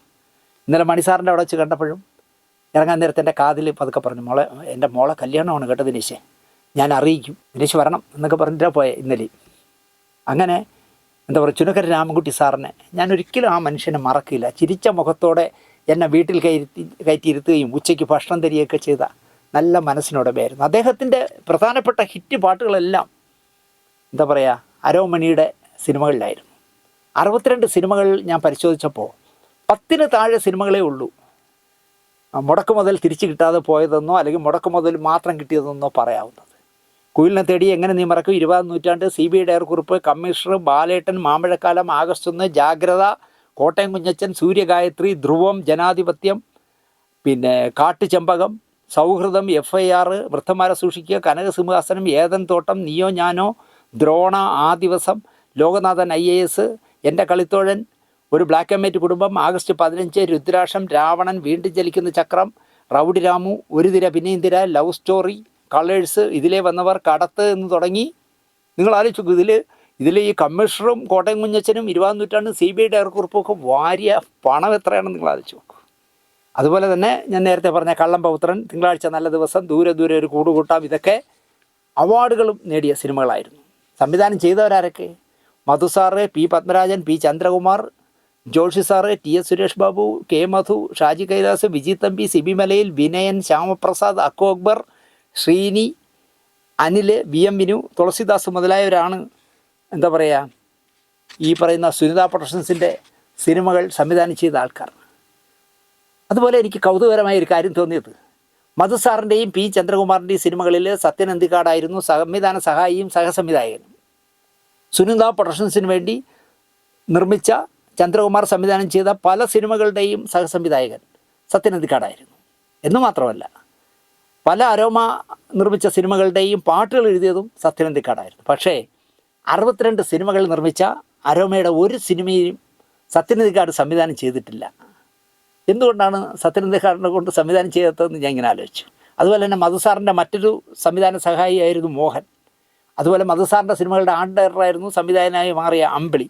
ഇവർ രണ്ടുപേരെ കൊണ്ടും ഒരു പടവും അരോമ നിർമ്മിച്ചിട്ടില്ല. അതും രസകരമായ സംഗതിയായി എനിക്ക് തോന്നി. എങ്ങനെ നീ മറക്കും, കുയിലിനെ തേടി മുതലായ സിനിമകളുടെ തിരക്കഥ എഴുതിയത് പിന്നീട് പ്രശസ്തനായി മാറിയ പ്രിയദർശനായിരുന്നു. പക്ഷേ പ്രിയദർശനെ കൊണ്ടും ഈ 62 സിനിമകളിൽ ഒരു സിനിമ പോലും മണിസാർ സംവിധാനം ചെയ്യിച്ചിട്ടില്ല. അതെന്താണെന്ന് എനിക്കൊരു കൗതുകം തോന്നി. കേരളത്തിലെ നിർമ്മാതാക്കളിൽ ഒരു കാലത്ത് സ്വപ്നമായിരുന്നു ബാലചന്ദ്ര മേനോനെ കൊണ്ടൊരു പടം ചെയ്യിക്കണമെന്ന്. കാരണം എന്ത് ചെയ്താലും 150 ദിവസമല്ലേ. തിരുവനന്തപുരത്ത് ധന്യരമ്യ തിയേറ്റർ ബാലചന്ദ്ര മേനോന് വേണ്ടി ഒഴിച്ചിട്ടിരുന്ന കാലമുണ്ടായിരുന്നു. അദ്ദേഹത്തിൻ്റെ സിനിമകളെ ഓടും അവിടെ. അങ്ങനെയുള്ള ബാലചന്ദ്ര മേനോനും എം മണിയും തിരുവനന്തപുരത്ത് തന്നെ ജീവിച്ചിട്ടും എന്തുകൊണ്ടോ ഈ 62 സിനിമകൾ ചെയ്യുന്നതിനിടയിൽ ഒരു സിനിമയിൽ പോലും അദ്ദേഹത്തെ കൊണ്ട് ഒരു പടം ഡയറക്റ്റ് ചെയ്യിച്ചിട്ടില്ല. അതും എന്താണ് അരോമ ചെയ്യാത്തതെന്നുള്ള രസകരമായ കാര്യമാണ്. അതുപോലെ തന്നെ 3-4 ക്യാരക്ടറുകൾ, സാഗർ ഏലിയാസ് ജാക്കിയെക്കുറിച്ച് ഞാൻ നേരത്തെ പറഞ്ഞു, CBI സേതുരാമയ്യർ CBI കുറിച്ച് പറഞ്ഞു, ഇൻസ്പെക്ടർ പെരുമാൾ, ഭരചന്ദ്രൻ IPS, നല്ല 4 ക്യാരക്ടറുകൾ അരോമയുടെ സിനിമയിലൂടെയാണ് പുറത്തു വന്നത്. സേതുരാമയ്യരിലെ ഒരു തൻ്റെടിയായ പോലീസ് ഓഫീസർ ഉണ്ടല്ലോ, CBIയൊക്കെ പുല്ലുപോലെ കാണുന്ന വേഷം, സുകുമാരൻ ചെയ്ത വേഷം. ശരിക്കും പറഞ്ഞാൽ CBI ഡയറക്ടർപ്പിന് വേണ്ടി ഫിക്സ് ചെയ്തിരുന്നത് ലാലു അലക്സിനായിരുന്നു. അപ്പോൾ ഈ ലാലു അലക്സ് പാവമല്ലേ, അദ്ദേഹത്തെയാണ് ഫിക്സ് ചെയ്തിരുന്നത്. പക്ഷേ അദ്ദേഹം ഈ കോരച്ചേട്ടൻ എന്ന് പറഞ്ഞ എറണാകുളത്ത് ചീട്ടിട്ട് ഭാവി നിർമ്മിച്ചിരിക്കുന്ന ഒരാളുണ്ടായിരുന്നല്ലോ. അദ്ദേഹം പറഞ്ഞു കൊടുത്തു, ഇനി നിങ്ങൾ ഈ സഹവേഷങ്ങൾ ചെയ്യാൻ പോകരുത്, നിങ്ങളാണ് അടുത്ത 10 വർഷം മലയാളത്തിലെ നായകൻ എന്നൊക്കെ പറഞ്ഞ് പാവം അദ്ദേഹത്തിനെ വഴിതെറ്റിച്ചൊരു കാലമുണ്ട്. ആ സമയത്താണ് ഈ CBI ഡയറക്ടർപ്പ് എടുക്കുന്നത്.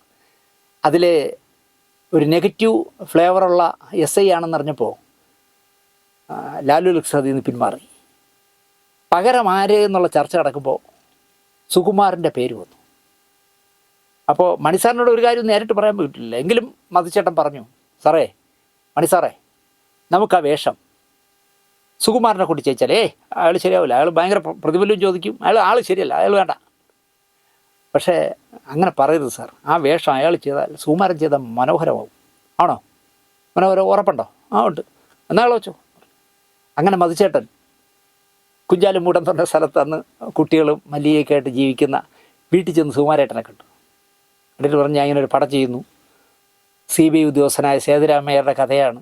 അപ്പോൾ കേരള പോലീസിലെ ഒരു നിഷേധിയും തൻ്റെടിയും ഒക്കെ ആയ പേടിയൊന്നുമില്ലാത്ത കൈക്കൂലി പാവിയായ ഒരു SIയുടെ വേഷമുണ്ട്, ചെയ്യാൻ മതി. ആരോമേരെ പടമില്ല, അത് ആ മണിയാറ്റം നമ്മൾ ശരിയാവില്ല എന്ന് പറഞ്ഞു. അങ്ങനെ പറയരുത് ചേട്ടാ, എനിക്ക് ആ വേഷം നിങ്ങൾ ചെയ്താൽ നന്നാവുമെന്ന് വലിയ വിശ്വാസമുണ്ട്. അതിന് വിശ്വാസമുണ്ടോ? ഉണ്ട്, എന്നാൽ ഞാൻ ചെയ്യാം.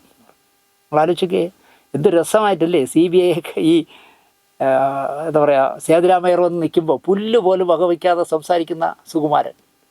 അതിൻ്റെ 4-ാമത്തെ 5-ാമത്തെ പതിപ്പായപ്പോൾ സുകുവേട്ടൻ മരിച്ചു പോവുകയും പകരം ആ വേഷം സായി കുമാർ ചെയ്തു. അയാളും മനോഹരമായിട്ട് ചെയ്തു, സുകുമാരൻ്റെ മകനായിട്ട്. രസകരമായിരുന്നു സുകുമാരൻ്റെ CBI ഡയറക്ടർപ്പിലെ ആ വേഷം. അരോമണിയുടെ വളരെ എന്താ പറയുക, ഹൃദയം തൊട്ട സംഗീത സംവിധായകനായിരുന്നു ശ്യാം. എല്ലാം മിക്കവാറും ഏതാണ്ട് എല്ലാ പടവും ശ്യാമല്ലേ ചെയ്തത്. കുയിലെ തേടി, എങ്ങനെ നീ മറക്കും തുടങ്ങിയ അരോമയുടെ സിനിമകളിലെ പാട്ടുകൾ വലിയ ഹിറ്റായതാണല്ലോ. അതുപോലെ കളിയങ്കാട്ട് നീലി എന്ന് പറഞ്ഞ പടത്തിലെ നിഴലായി ഒഴുകി വരും ഞാൻ എന്നുള്ള ആ യക്ഷിപ്പാട്ട്, റൗഡി രാമുവിലെ നളതമേന്തി കഥയിലെ അരയന്നം പോലെ എന്നുള്ള പാട്ട്, കടത്തിലെ ഓളങ്ങൾ താളം തുള്ളുമ്പോൾ എന്നുള്ള പാട്ട്, എങ്ങനെ നീ മറക്കും എന്ന് പറഞ്ഞ പടത്തിലെ ദേവദാരു പൂത്തു എന്നുള്ള പാട്ട്, ശരത്കാല സന്ധ്യ കുളിർ തൂകി നിന്നു എന്നുള്ള പാട്ട്, അതുപോലെ കുയിലിനെ തേടി എന്ന് പറഞ്ഞ പടത്തിലെ സിന്ദൂര തിലകവുമായി എന്നുള്ള പാട്ട്, പിന്നെ മുത്തോട് മുത്ത് എന്ന് പറഞ്ഞ സിനിമയിലെ ധനുമാസ കാറ്റ് എന്നുള്ള പാട്ട്, കോട്ടയം കുഞ്ഞച്ചെല്ല ഞാൻ നേരത്തെ പറഞ്ഞ ഹൃദയവനിയിലെ നായികയെ എന്നുള്ള പാട്ട്, എല്ലാം സൂപ്പർ ഹിറ്റുകളാണ്. ചുനക്കര രാമൻകുട്ടി, ശ്യാം. അരോമയുടെ പടങ്ങളിൽ ഈ 2 പേരും കൂടി ചേർന്ന് എത്ര ഹിറ്റുകളാണ് നൽകിയത്. അതുപോലെ തന്നെ മലയാള സിനിമയിൽ തീം മ്യൂസിക് എന്ന് പറഞ്ഞ ഒരു സമ്പ്രദായം കൊണ്ടുവന്നത് ശ്യാമാണ്. അദ്ദേഹം 20-ാം നൂറ്റാണ്ടിൽ മറ്റേ ഞാൻ നേരത്തെ പറഞ്ഞ ജാക്കി വരുമ്പോൾ, അല്ലെങ്കിൽ സാഗർ ഏലിയാസ് ജാക്കി വരുമ്പോൾ ഒരു മ്യൂസിക്കുണ്ട്. അത് വരുമ്പോഴേ നമ്മളിങ്ങനെ അറിയാതെ എന്തോ സംഭവിക്കാൻ പോകുന്നു എന്ന് കേട്ടിരിക്കും. അതുപോലെ തന്നെ CBI ഡയറക്ടർപ്പിൽ സേതുരാമയ്യർ വരുമ്പോൾ ഒരു മ്യൂസിക്, അങ്ങനെ തീം മ്യൂസിക് ഉണ്ടാക്കി ഒരു പുതിയ ഒരു രീതി, ഒരു പാറ്റേൺ മലയാളത്തിൽ കൊണ്ടുവന്നത് ശ്യാം സാറായിരുന്നു. അരവ് മണിക്ക് വേണ്ടി സംഗീത സംവിധായകൻ ശ്യാം ക്യാമറയ്ക്ക് മുന്നിൽ നടനായിട്ടുണ്ടെന്ന് എത്ര പേർക്ക് അറിയാമെന്ന് എനിക്കറിയില്ല. അതും ഒരു നാട്ടുപ്രമാണിയുടെ റോളിലായിരുന്നു. കുയിലിനെ തേടി എന്ന് പറഞ്ഞ സിനിമയുടെ പാട്ടുകളുടെ റെക്കോർഡിംഗ് എല്ലാം കഴിഞ്ഞ ശേഷം അരോമ മണി ശ്യാമിനോടൊരാവശ്യം പറഞ്ഞു. ഈ സിനിമയിൽ ശ്യാമിന് ഞാനൊരു ചെറിയ വേഷം തരും, ഞാനാണ് ഡയറക്റ്റ് ചെയ്യുന്നത്, അഭിനയമോഹമില്ല, ഒരു ചെറു വേഷത്തിനായി അലയുന്ന എത്രയോ മിടുക്കരുണ്ട്, അവരിലൊരാൾക്ക് ഈ വേഷം നൽകൂ എന്നായി ശ്യാം. ഇതെൻ്റെ ഒരു ആഗ്രഹമാണ്, താങ്കൾ കാര്യമായി ഒന്നും ചെയ്യണ്ട, ചെറിയ റോളല്ലേ, ബുദ്ധിമുട്ടിക്കാതെ ചെയ്യാവുന്നൊരു വേഷം, അത് ഞാൻ നോക്കിക്കോളാം, നിങ്ങൾ വന്നാൽ മതി എന്ന് പറയും. സംഗീത സംവിധാന രംഗത്തെ തിരക്കിനിടയിൽ ശ്യാം കുയിലിനെ തേടിയുടെ സെറ്റിലെത്തി. ചിത്രത്തിലെ നായകനായ മാസ്റ്റർ രഘു ഓടിച്ചു കൊണ്ടുവരുന്ന കുതിരവണ്ടിയിൽ വന്നിറങ്ങിയിട്ട് മോഹൻലാൽ അവതരിപ്പിക്കുന്ന തമ്പുരാനെ താക്കീത് ചെയ്യുന്ന നാട്ടുപ്രമാണിയായിട്ടാണ് ശ്യാം അഭിനയിച്ചത്. ഇനി നിങ്ങളതൊന്ന് കണ്ടു നോക്കൂ. മണി നിർബന്ധപൂർവം പറഞ്ഞിരുന്നില്ല എങ്കിൽ ശ്യാം ഒരിക്കലും ക്യാമറയുടെ മുന്നിൽ ഒരു അഭിനേതാവായി വരില്ലായിരുന്നു. അതുപോലെ തന്നെ നിറക്കൂട്ടും ശ്യാമയും സംഘവും ഒക്കെ മമ്മൂട്ടിയെ വെച്ച് ചെയ്ത് വലിയ വിജയങ്ങളായി. ജോഷി, കലു, ഡെന്നീസ് എന്നുള്ള ടീമിന് പകരം ജോഷി, കലു, ഡെന്നീസ്, മമ്മൂട്ടി എന്നുള്ളൊരു ടീമിന് പകരം ജോഷി, ഡെന്നീസ് ജോസഫ്, മമ്മൂട്ടി എന്നുള്ളൊരു പുതിയ ടീം പിറന്ന കാലം. രാജാവിൻ്റെ മകനും ഭൂമിയിലെ രാജാക്കന്മാരും ഒക്കെ തമ്പി കണ്ണന്താനുമായിട്ട് ചേർന്ന് ചെയ്ത് തമ്പി കണ്ണന്താനം, ഡെന്നീസ് ജോസഫ്, മോഹൻലാൽ എന്ന് പറഞ്ഞൊരു ടീമും ഉണ്ടായ കാലം. അങ്ങനെ ബെമ്പർ ഹിറ്റായ രണ്ട് ടീമിൻ്റെ കൂടെ രണ്ട് കൈയും രണ്ട് കാലും വെച്ച് സ്ക്രിപ്റ്റ് എഴുതിക്കൊണ്ട് ഇരിക്കുന്ന ഡെന്നീസ് ജോസഫിൻ്റെ കാലം. തിരക്കഥയ്ക്ക് പറയുന്ന പൈസ കിട്ടുന്ന കാലം. ഇതാ ഇന്നു മുതൽ ഒരു നാൾ ഇന്നൊരു നാൾ, പൊന്നുംകുടത്തിന് പൊട്ട്, ശംഖുനാഥം എന്ന് പറഞ്ഞ 4 സിനിമകൾ മോഹൻലാലിനെയും മമ്മൂട്ടിയും രതീഷിനെയൊക്കെ വെച്ച് ചെയ്തു. പക്ഷെ 4ഉം ക്ലിക്കായില്ല. 25-ാമത്തെ വയസ്സിൽ സംവിധായകനായ TS സുരേഷ് ബാബുവാണ് ഈ 4 പടങ്ങൾ ചെയ്തത്. ശ്രീകുമാരൻ തമ്പിയുടെയും PG വിശ്വംഭരൻ്റെയും സഹസംവിധായകനായിരുന്ന ആൾ എന്നുള്ള നിലയ്ക്ക് മമ്മൂട്ടിയുമായിട്ട് എന്തോ ഇപ്പോഴും മമ്മൂക്ക എന്ന് പറഞ്ഞാൽ സുരേഷ് ബാബു ചാകും, അത്ര സ്നേഹമാണ് മമ്മൂക്ക. മമ്മൂക്ക ഫോൺ ചെയ്യുകയാണെങ്കിൽ സത്യമായിട്ട് ഞാൻ പറയുന്നു, ഇരിക്കുന്നിടത്തു നിന്ന് എണീറ്റ് നിന്നിട്ടേ ബാബുച്ചേട്ടൻ സംസാരിക്കുള്ളൂ. അത്രയും സാധുവായൊരു മനുഷ്യനാണ് TS സുരേഷ് ബാബു. അതുകൊണ്ട് തന്നെ മമ്മൂട്ടിക്ക് വലിയ ഇഷ്ടമാണ് സുരേഷ് ബാബുവിനെ. പടങ്ങൾ ഓടിയില്ല എങ്കിൽ പോലും സുരേഷ് ബാബുവിന് ഇഷ്ടമായിരുന്നു. ഒരു നാൾ മമ്മൂട്ടി സുരേഷ് ബാബുവിനെ ഡെന്നീസ് ജോസഫിൻ്റെ മുന്നിൽ കൊണ്ടുവന്ന് നിർത്തി, അതും വീട്ടിൽ കൊണ്ടാക്കി. ആലോചിച്ച് നോക്കി, ഏതൊരു പടത്തിൻ്റെ വർക്ക് നടക്കുന്നതിനിടയിൽ എറണാകുളത്ത് വരാൻ പറഞ്ഞിട്ട് മമ്മൂട്ടിയുടെ വീട്ടിൽ ചെന്നു സുരേഷ് ബാബു. ഷൂട്ടിംഗ് കഴിഞ്ഞ് അദ്ദേഹം വന്നു, രണ്ടുപേരും കൂടെ ആഹാരം കഴിച്ചിട്ട് ബാബു ഒരു സ്ഥലം വരെ പോകാമെന്ന് പറഞ്ഞ് കാർ കയറ്റി ഡെന്നീസ് ജോസഫ് താമസിക്കുന്ന വീട്ടിൽ കൊണ്ടുവന്നു. എന്നിട്ട് പറഞ്ഞു, ഡെന്നീസേ, നീ അവനൊരു തിരക്കഥ എഴുതി കൊടുക്കണം. നിർമ്മാതാക്കളൊക്കെ പുറകെ വന്നോളും, പക്ഷേ ഒരു തിരക്കഥ നീ എഴുതി കൊടുക്കണം. ജോഷിക്ക് മാത്രമായി എഴുതി തീർക്കാൻ പറ്റാത്തത്ര തിരക്കിൽ നിൽക്കുന്ന സമയത്താണ് മമ്മൂട്ടിയുടെ ഈ വർത്തമാനം. മമ്മൂട്ടി സുരേഷ് ബാബുവിനായി എന്താ പറയുക, ശുപാർശ ചെയ്തു എന്ന് സിനിമാ രംഗത്ത് അറിയുമല്ലോ, എല്ലാവരും അറിയുമല്ലോ. അറിഞ്ഞപ്പോൾ ഡെന്നീസെ വേണ്ടാത്ത പണിക്ക് പോകണ്ടെന്നായിരുന്നു പലരും ഡെന്നീസ് ജോസഫിനെ ഉപദേശിച്ചത്. സുരേഷ് ബാബുവിനെ പരിചയപ്പെട്ടപ്പോൾ ഡെന്നീസ് ജോസഫിന് നോ പറയാനൊരു പ്രയാസം. കാരണം അത്രയും എന്താ പറയുക, വെറും സാധു പ്രകൃതമാണല്ലോ ബാബുച്ചേട്ടൻ. അപ്പോൾ സുരേഷ് ബാബുവിനെ പരിചയപ്പെട്ടപ്പോൾ സുരേഷ് ബാബുമായിട്ട് കുറച്ച് നേരം സംസാരിച്ചപ്പോൾ ഈ മനുഷ്യരോട് ഞാൻ എങ്ങനെ നോ പറയും എന്നായി ഡെന്നീസ് ജോസഫ്. അങ്ങനെ വർത്തമാനങ്ങൾ പറഞ്ഞുകൊണ്ടിരിക്കുമ്പോൾ അക്കാലത്ത് ഇറങ്ങിയ മമ്മൂട്ടി അഭിനയിച്ച ജോഷി സാർ സംവിധാനം ചെയ്ത സംഘം എന്ന് പറഞ്ഞൊരു രസകരമായ പടമുണ്ടല്ലോ. തിലകൻ ചേട്ടനും മമ്മൂട്ടിയും മത്സരിച്ച് അഭിനയിച്ച പടം. ചിരിച്ച് മണ്ണുപി പോകുന്ന, അച്ഛൻ്റെ കാശ് കള്ളന്മാരുടെ വേഷം ഇട്ട് വന്ന് മോഷ്ടിക്കുന്ന മകൻ. നല്ല രസമുള്ള പടമായിരുന്നു. അപ്പോൾ സുരേഷ് ബാബു പറഞ്ഞു, നമുക്ക് സംഘം പോലൊരു സിനിമ മതി എന്നാണ് ഡെന്നീസിനോട് സുരേഷ് ബാബു പറഞ്ഞത്. പക്ഷേ അദ്ദേഹം അത് കേട്ടതായിട്ട് ഭാവിച്ചില്ല. ഇതിനിടയ്ക്കാണ് ഡെന്നീസ് ജോസഫിനോട് അദ്ദേഹത്തിൻ്റെ അമ്മാവൻ ജോസ് പ്രകാശിൻ്റെ അനുജൻ പ്രേംപ്രകാശ് കടന്നു വരുന്നത്. പ്രേംപ്രകാശ് വന്നിട്ട് പറഞ്ഞു, ഞാൻ തൊട്ട് മുമ്പ് ചെയ്ത 2-3 പടങ്ങൾ വിചാരിച്ച പോലെ ഏറ്റില്ല, നഷ്ടക്കണക്കുകളാണ് എനിക്കുള്ളത്. ഓടുന്നൊരു കൊച്ചു പടം വേണം, എളുപ്പത്തിൽ വിജയിപ്പിക്കാവുന്ന ഒരു കഥ നീ കണ്ടെത്ത് എന്ന് അനന്തരവനോട് പ്രേംപ്രകാശ് പറഞ്ഞു. പെട്ടെന്ന് ഡെന്നീസ് ജോസഫിൻ്റെ മനസ്സിൽ അദ്ദേഹം മുമ്പ് വായിച്ചൊരു കഥ ഓർമ്മ വന്നു. മുട്ടത്ത് വർക്കി എഴുതിയ വേലി എന്ന നോവൽ. വേലി, അപ്പോൾ അത് ദീപനാളം എന്ന് പറഞ്ഞ അക്കാലത്ത് മനോരമ മംഗളം പോലെ ഒരു പ്രസിദ്ധീകരണം പോലത്തെ ഒരു പ്രസിദ്ധീകരണം ഉണ്ടായിരുന്നു, ദീപനാളം. ആ വാരികയിലാണ് ഈ വേലി അടിച്ചു വന്നത്. വേലിയിലെ നായകൻ്റെ പേരാണ് ശരിക്കും പറഞ്ഞാൽ ഡെന്നീസ് ജോസഫിന് ഇഷ്ടപ്പെട്ടത് കോട്ടയം കുഞ്ഞച്ചൻ എന്നായിരുന്നു ആ കഥാപാത്രത്തിൻ്റെ പേര്. അതിലെ വില്ലൻ്റെ പേര് ഉപ്പുകണ്ടക്കോര. ഇത് രണ്ടും വായിച്ചപ്പോൾ ഇതിലൊരു സിനിമയുണ്ടല്ലോ എന്ന് വേലി വായിച്ചപ്പോൾ അദ്ദേഹത്തിന് തോന്നി. പ്രേംപ്രകാശിനോട് വേലിയുടെ റൈറ്റ് വാങ്ങാൻ പറഞ്ഞു. അപ്പോൾ പ്രേംപ്രകാശിൻ്റെ വകയിലൊരു ബന്ധുവാണ് മുട്ടത്ത് വർക്കി. അപ്പോൾ വാങ്ങിക്കാൻ എളുപ്പമാണല്ലോ, അകന്ന ബന്ധുവാണെങ്കിലും റൈറ്റ് വാങ്ങിക്കാൻ എളുപ്പമായി. 10,000 രൂപ കൊടുത്ത് പ്രേംപ്രകാശ് വേലി എന്ന് പറഞ്ഞ നോവലിൻ്റെ സിനിമ റൈറ്റ് വാങ്ങി. കഥയിൽ മാറ്റം വരുത്താനുള്ള റൈറ്റും കൂടി, ഇനി മുട്ടത്ത് വർക്കിയല്ല ദേവേന്ദ്രനായാലും ശരി, ഞാൻ സിനിമയ്ക്ക് വേണ്ടി അത് കഥയിൽ ഒരുപാട് മാറ്റങ്ങൾ വരുത്തും, അതും കൂടെ പറഞ്ഞേക്കാൻ പറഞ്ഞു. അപ്പോൾ പ്രേംപ്രകാശ് പറഞ്ഞു, ഇങ്ങനെ കഥയിലൊക്കെ ഡെന്നീസ് ജോസഫ് ചില മാറ്റങ്ങൾ വരുത്തും, എന്ത് വേണോ മാറ്റിക്കോ എന്നായി മുട്ടത്ത് വർക്കി. വേലിയുടെ റൈറ്റ് വാങ്ങിച്ചിട്ട് പ്രേംപ്രകാശ് കൊണ്ടൊന്ന് വായിച്ചപ്പോൾ ഈ വേലിക്ക് ഒരു സിനിമ പോയിട്ടൊരു ഏകാംഗ നാടകം ചെയ്യാൻ പോലും അതിൽ സബ്ജക്റ്റ് ഇല്ല. അയ്യോ, ഇത് ചെയ്താൽ പൊളിഞ്ഞ് പാളിസാവുമെന്ന് പ്രേംപ്രകാശിന് മനസ്സിലായി. ഇത് സിനിമ ചെയ്താൽ ശരിയാവില്ല, വേലി വയ്യാവേലിയാവും എന്ന് അദ്ദേഹത്തിന് മനസ്സിലായി. എൻ്റെ കയ്യിരുന്ന 10,000 രൂപ വെറുതെ പോയല്ലോ എന്നുള്ളൊരു അവസ്ഥയിലെത്തി പ്രേംപ്രകാശ്. ഈ സന്ദർഭത്തിലാണ് മമ്മൂട്ടിയുടെ ശുപാർശയിൽ ടി.എസ്. സുരേഷ് ബാബു സംഘം പോലൊരു സിനിമ എടുക്കണമെന്ന് പറഞ്ഞുകൊണ്ട് ഡെന്നീസിനെ സ്പിരിറ്റ് കയറ്റിക്കൊണ്ടിരിക്കുന്നത്. അദ്ദേഹം പറഞ്ഞു, ബാബു നിൻ്റെ കയ്യിൽ നിർമ്മാതാവുണ്ടോ? ഉണ്ട്, അരവമണിയാണ് നിർമ്മാതാവ് എന്നായി സുരേഷ് ബാബു. സംഘം മാതിരി, കുഞ്ഞച്ചൻ മാതിരി സിനിമകൾ പ്രേംപ്രകാശിന് പറ്റില്ല. അതാണ് പ്രശ്നം. കാരണം അദ്ദേഹം പി പത്മരാജൻ്റെ പെരുവഴി അമ്പലത്തിലൂടെ നിർമ്മാതാവായ ആളാണ്. അങ്ങനെ കൂടെവിടെ പോലുള്ള നല്ല സിനിമകളുടെ വക്താവാണല്ലോ പ്രേംപ്രകാശ്. അപ്പോൾ ഡെന്നീസ് ജോസഫ് പറഞ്ഞു, ബാബു നിങ്ങൾ എത്രയും വേഗം അരോമ മണിയിൽ നിന്നും ഒരു 10,000 രൂപ വാങ്ങി പ്രേംപ്രകാശിന് കൊടുത്തിട്ട്, അദ്ദേഹത്തിൻ്റെ കയ്യിൽ വേലി എന്ന് പറഞ്ഞ മുട്ടത്തുവർക്കിയുടെ ഒരു നോവലിൻ്റെ റൈറ്റ് ഉണ്ട്, ആ റൈറ്റ് വാങ്ങിക്കാൻ പറഞ്ഞു. സംഗതി എളുപ്പമായല്ലോ. സുരേഷ് ബാബു ചെന്ന് അരോമണിയെ കാണുമ്പോൾ അദ്ദേഹം ചിന്തിച്ചത് വേലിയ വയ്യാവേലിയ അതൊന്നും എനിക്കറിയണ്ട, പക്ഷേ പവൻ വെള്ളയിലുള്ള ഈ പറയുന്ന സൂപ്പർ ഹിറ്റുകളായ നിറക്കൂട്ടടക്കമുള്ള സൂപ്പർ ഹിറ്റുകളായ സിനിമകൾ എഴുതിയ ഡെന്നീസ് ജോസഫും മമ്മൂട്ടിയുമാണ്. ഓക്കെ, സംഭവം സക്സസ് ആവുമെന്ന് മണിസാറിന് മനസ്സിലായി. മമ്മൂട്ടിയും ഡെന്നീസ് ജോസഫ് ഉണ്ടെങ്കിൽ പിന്നെ എന്ത് വേണമെന്ന് പറഞ്ഞു, വേലിയ എന്ത് വേണം, വയ്യാവേലിയ എന്ത് വേണം ആയിക്കോ എന്ന് പറഞ്ഞ് 10,000 രൂപ കൊടുത്തു.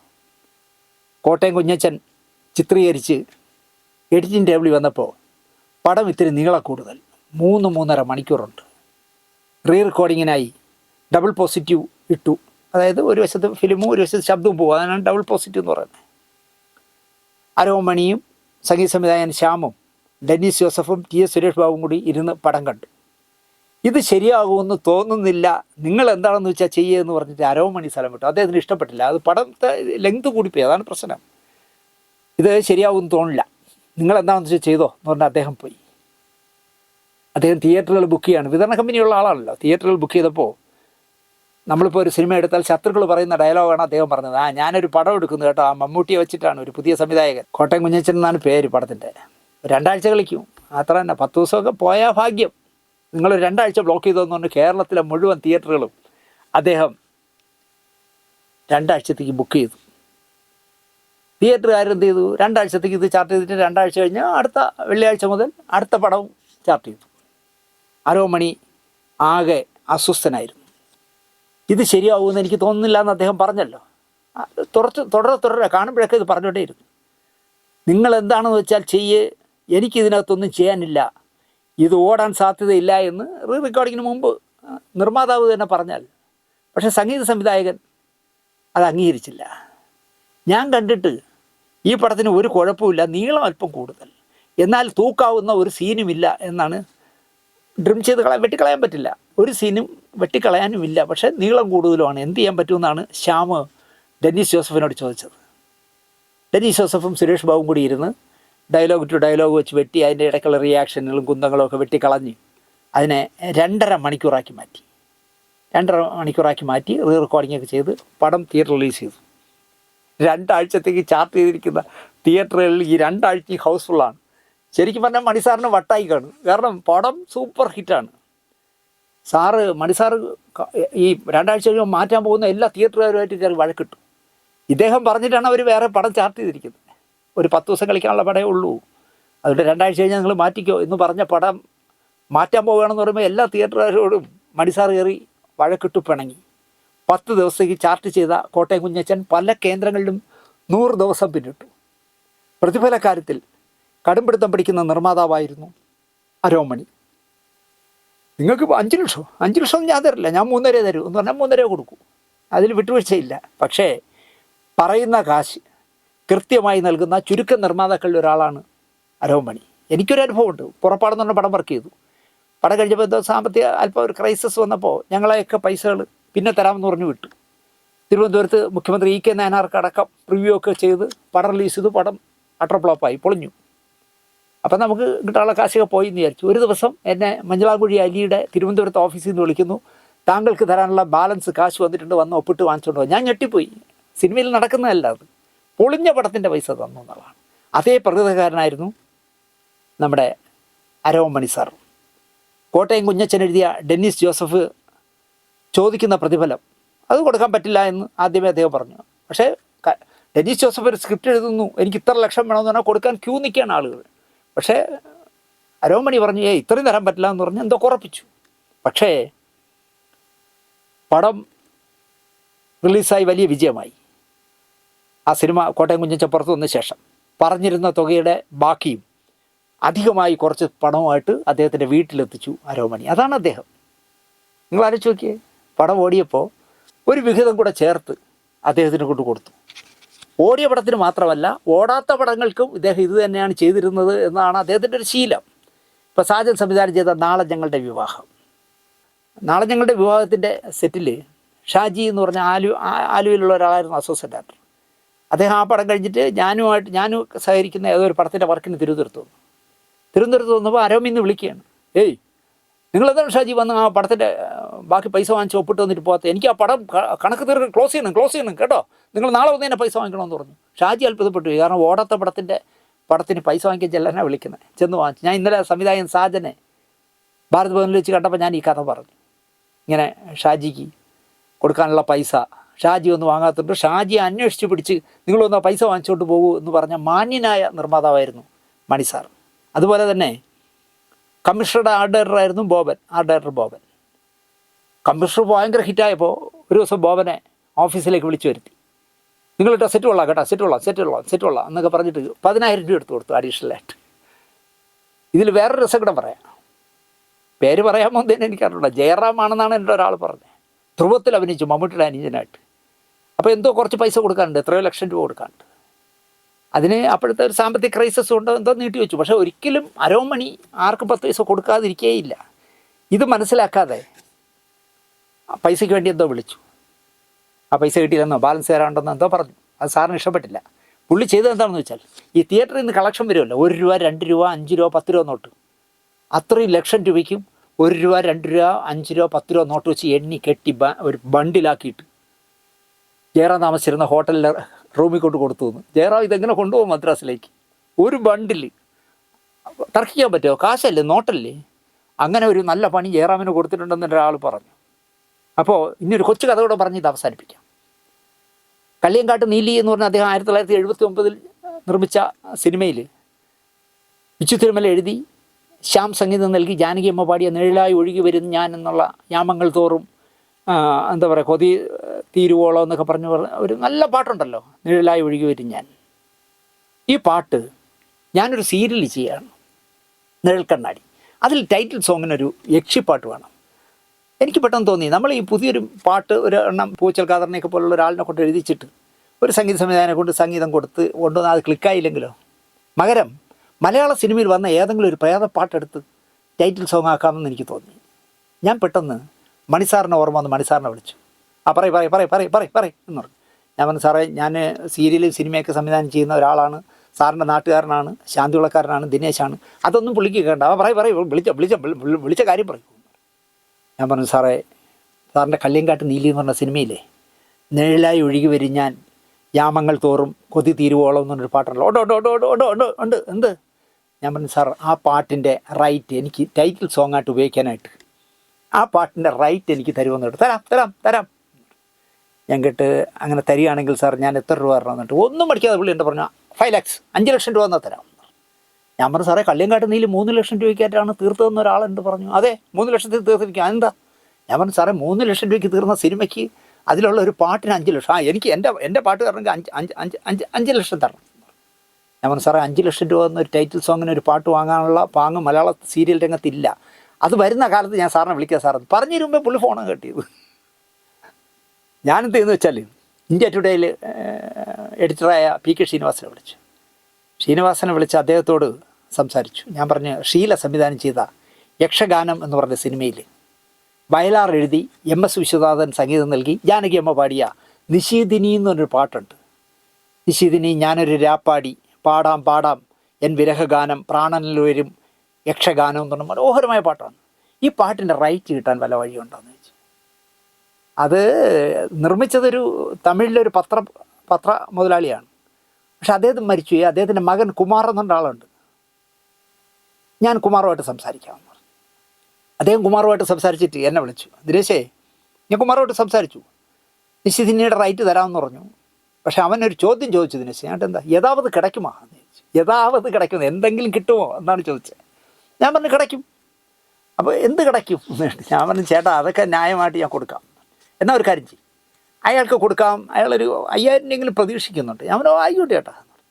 അപ്പോൾ അയാൾക്ക് കൊടുക്കാനുള്ള തുകയും ഒരു 500 രൂപ പത്രം വാങ്ങി അതിൽ നീ ഒപ്പിട്ട് ഇങ്ങോട്ട് അയച്ചാന്ന് പറഞ്ഞു. ഞാൻ 15000 രൂപയുടെ ഒരു ചെക്കും മുദ്രപത്രം കൂടെ അയച്ചു കൊടുത്തു. എന്നോട് ഷീരിച്ചേട്ടൻ പറഞ്ഞത് ഈ 15000 ചെക്ക് കണ്ടപ്പോൾ ആ കുമാർ, മതിയൊളി കുമാർ എന്നാണ് പേര്, മതിയൊളി എന്നായിരുന്നു ആ പത്രത്തിൻ്റെ പേര്, മതിയൊളി കുമാർ ബോധം കിട്ടില്ല എന്നേ ഉള്ളൂ എന്ന് പറഞ്ഞു. ഏതാവത് കിടക്കുമോ എന്ന് കേട്ടപ്പോൾ ദിനേശ് 15 രൂപ അയക്കുമെന്ന് അയാൾ പ്രതീക്ഷിച്ചില്ല, ഒരു 5 രൂപ പ്രതീക്ഷിച്ചു. ഞാൻ കൊടുത്ത ആ റൈറ്റ് വാങ്ങിച്ചു. എനിക്ക് നിഴൽക്കണ്ണാടിയിൽ സത്യം പറഞ്ഞാൽ ആദ്യമൊക്കെ ചമ്മലായിരുന്നു, പിന്നെ എനിക്ക് അഭിമാനം തോന്നി. കാരണം എന്തറിയോ, നിഴൽക്കണ്ണാടി എന്ന് പറഞ്ഞ് സ്ക്രീനിൽ വരുമ്പോൾ, സൂര്യ ടി വിയിലെ സ്ക്രീനിൽ കാണിക്കുമ്പോൾ ഗാനരചന വയലാർ, സംഗീതം MS വിശ്വനാഥൻ, ഗായിക ജാനകി അമ്മ എന്ന് കാണിക്കുന്ന എൻ്റെ സീരിയലിലെ ടൈറ്റിൽ കണ്ട് ഞാൻ അഭിമാനം കൊണ്ടിട്ടുണ്ട്. പക്ഷേ ഞാൻ പറയാൻ വന്നത്, മണിസാർ എന്നോട് ചോദിച്ചത് 5 ലക്ഷം രൂപയാണ്. 5 ലക്ഷത്തിൽ 1 രൂപ കുറച്ച് തരാൻ പറ്റില്ല എന്നുള്ള രീതിയിലാണ് പുള്ളി സംസാരിച്ചത്. ഒരുപാട് പറഞ്ഞു മണിസാറിനെ കുറിച്ച്, ഇനിയും ഒരുപാട് വേണമെങ്കിൽ പറയാം. പക്ഷേ എന്തുകൊണ്ടാണ് കേരളത്തിലെ പത്രങ്ങൾക്ക് പോലും ഇത്തരം വിവരങ്ങൾ കിട്ടിയില്ല? അല്ലെങ്കിൽ അയ്യർ ഇൻ പാകിസ്ഥാൻ എന്ന് പറഞ്ഞ പടം ഫഹദ് ഫാസിൽ പറ്റിച്ചതുകൊണ്ടാണ് അരോ മണിസാർ സിനിമ നിർത്തിയത് എന്ന് പോലും, അല്ലെങ്കിൽ പേരിനൊരാൾ എന്ന് പറഞ്ഞ് അദ്ദേഹം ചെയ്ത സുരാജ് വെഞ്ഞാറമ്മൂട് നായകനായ സിനിമ ഇതുവരെ തിയേറ്ററിൽ വന്നിട്ടില്ല. എന്താണത് സംഭവിച്ചതെന്ന് ഒന്നും മണിസാർ മരിച്ച ഒരു വാർത്തയിലുമില്ല. ഇന്ന് എൻ്റെ ഒരു പത്രപ്രവർത്തകനോട് ഞാൻ ഭയങ്കര രോഷത്തോടെ സംസാരിച്ചു. നിങ്ങളുടെ പത്രത്തിൽ ഫ്രണ്ട് പേജിൽ ഒരു കോളത്തിൽ ഒരു കുഞ്ഞു ഫോട്ടോ ഇട്ടാണ് നിങ്ങളിത് മണിസാറിനെ പോലെ ഒരാളിൻ്റെ കൊടുക്കണമെന്നിടം പുള്ളി എന്നോട് പറഞ്ഞത്. ദിനേശ് ആമയിഴഞ്ചാൻ തോട്ടിൽ ശുചീകരിക്കാൻ ഇറങ്ങിയ ഒരു ജോസ് കാണാതെ പോയല്ലോ, ഇപ്പോൾ ഇന്നലെ കിട്ടി ഹതഭാഗ്യൻ്റെ. അയാളുടെ വാർത്ത ഞങ്ങൾ ഇത്രയും പ്രാധാന്യത്തിൽ കൊടുത്തുകൊണ്ടിരിക്കുമ്പോൾ അതിൻ്റെ ഇടയിൽ കൂടെ മണിസാറിൻ്റെയൊന്നും അരോമണിയുടെയൊന്നും വാർത്തയ്ക്ക് പ്രാധാന്യമില്ല ദിനേശ്. അതുകൊണ്ടാണ് മറ്റത് ഞങ്ങൾ പെരുപ്പിച്ച് ഈ സർക്കാരിന് ഈ കോർപ്പറേഷനെയൊക്കെ താറടിക്കാവുന്ന ഇഷ്ടംപോലെ വിഷയമാണല്ലോ ഈ എന്താ പറയുക ആമയിഴഞ്ചാൻ തോട്ടിൽ സംഭവിച്ചത്. അത് ഞങ്ങളിങ്ങനെ ബൂസ്റ്റ് ചെയ്ത് കൊടുക്കുന്നതിനിടയിൽ മണിസാറിൻ്റെത് ഒരു കോളത്തിലായി പോകണം. ഒരിക്കലും ചെയ്യാൻ പാടില്ലാത്തതാണ്. അങ്ങനെ അരോമമണിയെ പോലെ മലയാളത്തിൽ ഏറ്റവും കൂടുതൽ സിനിമ നിർമ്മിച്ച 3ാമത്തെ ആളെന്നുള്ള അഭിമാനത്തോടെ പറയാവുന്ന ഒരു മനുഷ്യൻ മരിച്ചിട്ട് ഒറ്റ കോളത്തിൽ ഒതുക്കുക എന്നൊക്കെ പറയുന്നത് വളരെ ബോറാണ്. അതുകൊണ്ടാണ് ഞാൻ ഇത്രയും വിശദമായി അരോമമണി ആര് എന്ന് നമ്മുടെ പ്രേക്ഷകർ അറിയണം എന്നുള്ളതുകൊണ്ടാണ് ഞാൻ ഇത്രയും വിശദമായി ചെയ്തത്. 84 വയസ്സിലാണ് അദ്ദേഹം യാത്ര പറഞ്ഞതെങ്കിലും, അല്ലെങ്കിൽ ജീവിതത്തിൻ്റെ അവസാന കാലഘട്ടത്തിൽ അവസാന റീൽ ഓടുന്ന സമയത്ത് അദ്ദേഹം ഒറ്റപ്പെട്ടു പോയി എങ്കിലും, ഭാര്യ മരിച്ചതോടുകൂടി അദ്ദേഹം ഒറ്റപ്പെട്ടു പോയി എങ്കിൽ പോലും ഞാൻ അദ്ദേഹത്തെ ഹതഭാഗ്യൻ എന്ന് പറയില്ല, ഭാഗ്യവാൻ എന്നേ പറയൂ. ഒന്നുമില്ലായ്മയിൽ നിന്നും വളർന്നു വന്ന് സ്വർണ്ണക്കറണ്ടിയുമായി ജീവിച്ച മനുഷ്യൻ എന്ന് ഞാൻ പറയും. വില കൂടിയ കാറുകളോട് എന്തൊരു ഭ്രമമായിരുന്നു അദ്ദേഹത്തിന്. ആ വലിയ മനുഷ്യന് നിത്യശാന്തി നേർന്നുകൊണ്ട് ഈ എപ്പിസോഡ് ഇവിടെ അവസാനിപ്പിക്കുന്നു. നന്ദി, നമസ്കാരം.